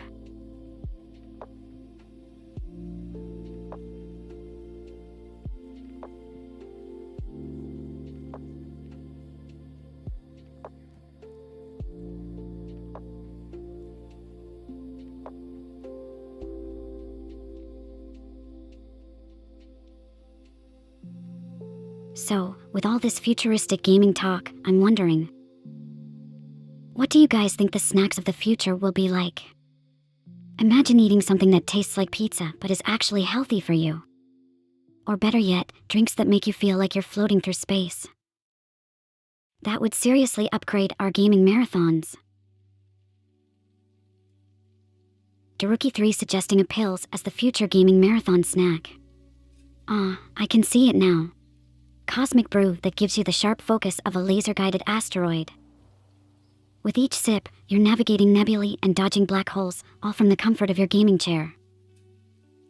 That's some next-level hydration strategy right there.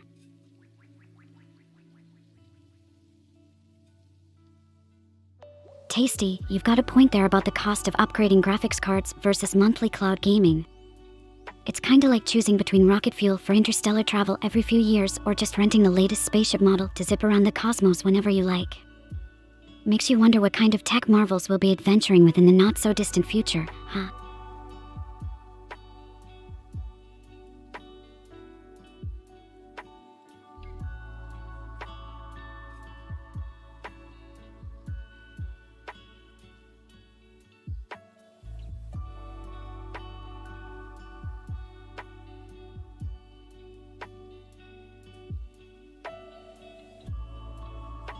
Thinking about the future of tech and gaming, it's almost like preparing for an intergalactic journey. I mean, choosing between grabbing the latest tech now or betting on what cloud gaming has to offer. It's a lot like deciding whether to fuel up your ship for a long voyage or just teleport instantly to where you want to be. The excitement of what's next. That's the real adventure, isn't it? Daruki3, diving into the depths with FSR3 and DLSS talk, huh? It's like choosing your spaceship's navigation system. One might get you through the asteroid belt faster, but the other could make the ride smoother than gliding on cosmic winds. Either way, you're gearing up for some stunning interstellar views.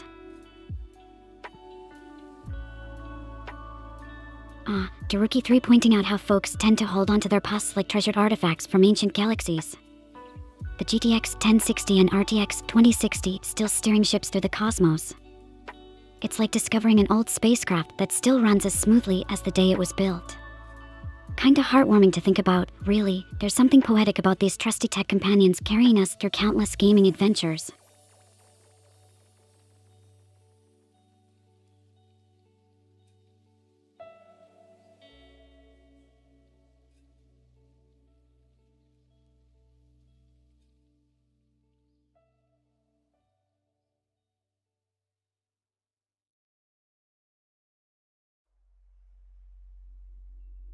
It's pretty wild that the GTX 1060 and RTX 2060 are still navigating the gaming universe for so many players.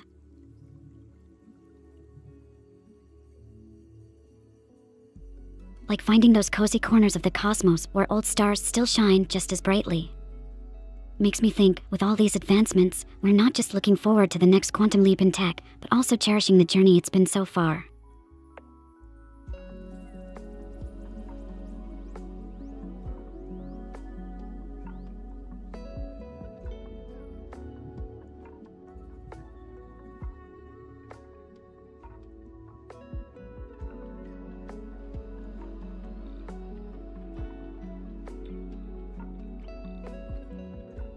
Wow, comparing holding on to pusts like the GTX 1060 and RTX 2060 to treasured artifacts, it's quite poetic, isn't it?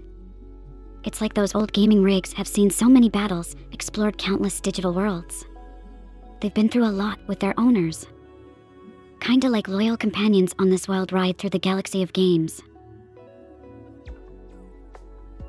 That's amazing, Daruki3. Paying $49. $99 for 6 months for standard cloud gaming sounds like snagging a ticket for a luxury cruise through the stars on a budget. It's fascinating to see how accessible otherworldly adventures are becoming. Only 33 euros a month, to Rookie 3. That's like finding a rare cosmic delicacy at the space market for a steal. And hey, I'm glad you had fun. Diving into the universe of gaming and tech with you all is always a blast. Like navigating through starfields, never knowing what beautiful view comes next.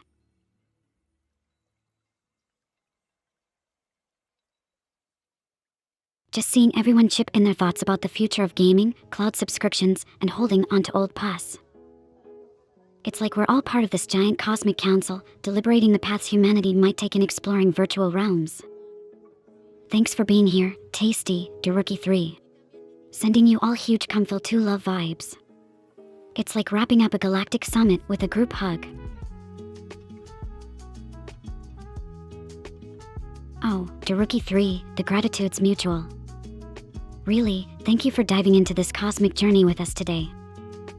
It warms my space elf heart to see everyone engaging, exploring topics from cloud gaming to beloved old pass. It's like gathering around a campfire in the vastness of space, sharing tales and dreams. So yeah, thanks for being part of today's adventure. Alright, Tasty, let me weave you a tale to send us off into the night. Imagine this, across the shimmering vastness of our digital universe, where bits and bytes form constellations of boundless adventure, we gather. Brave explorers in search of wonder. It's here, amidst the laughter and shared dreams, that we find our true north. Thanks for journeying with me today. Until next time.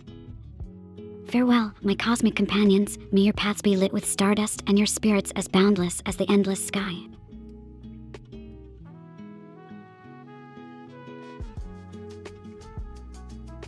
Ah, Tasty, you caught me there. Embarking on a poetic excursion turned into a cosmic narrative, didn't it? Let's try again. In the digital cosmos boundless sprawl, where stars are games that enthrall, we venture forth with curious minds, exploring realms that cloud gaming finds. From ancient past to streams so clear, our journey's joy is having you near. So here's to adventures, both old and new, in the vast game universe we travel through. How's that for sticking the landing this time?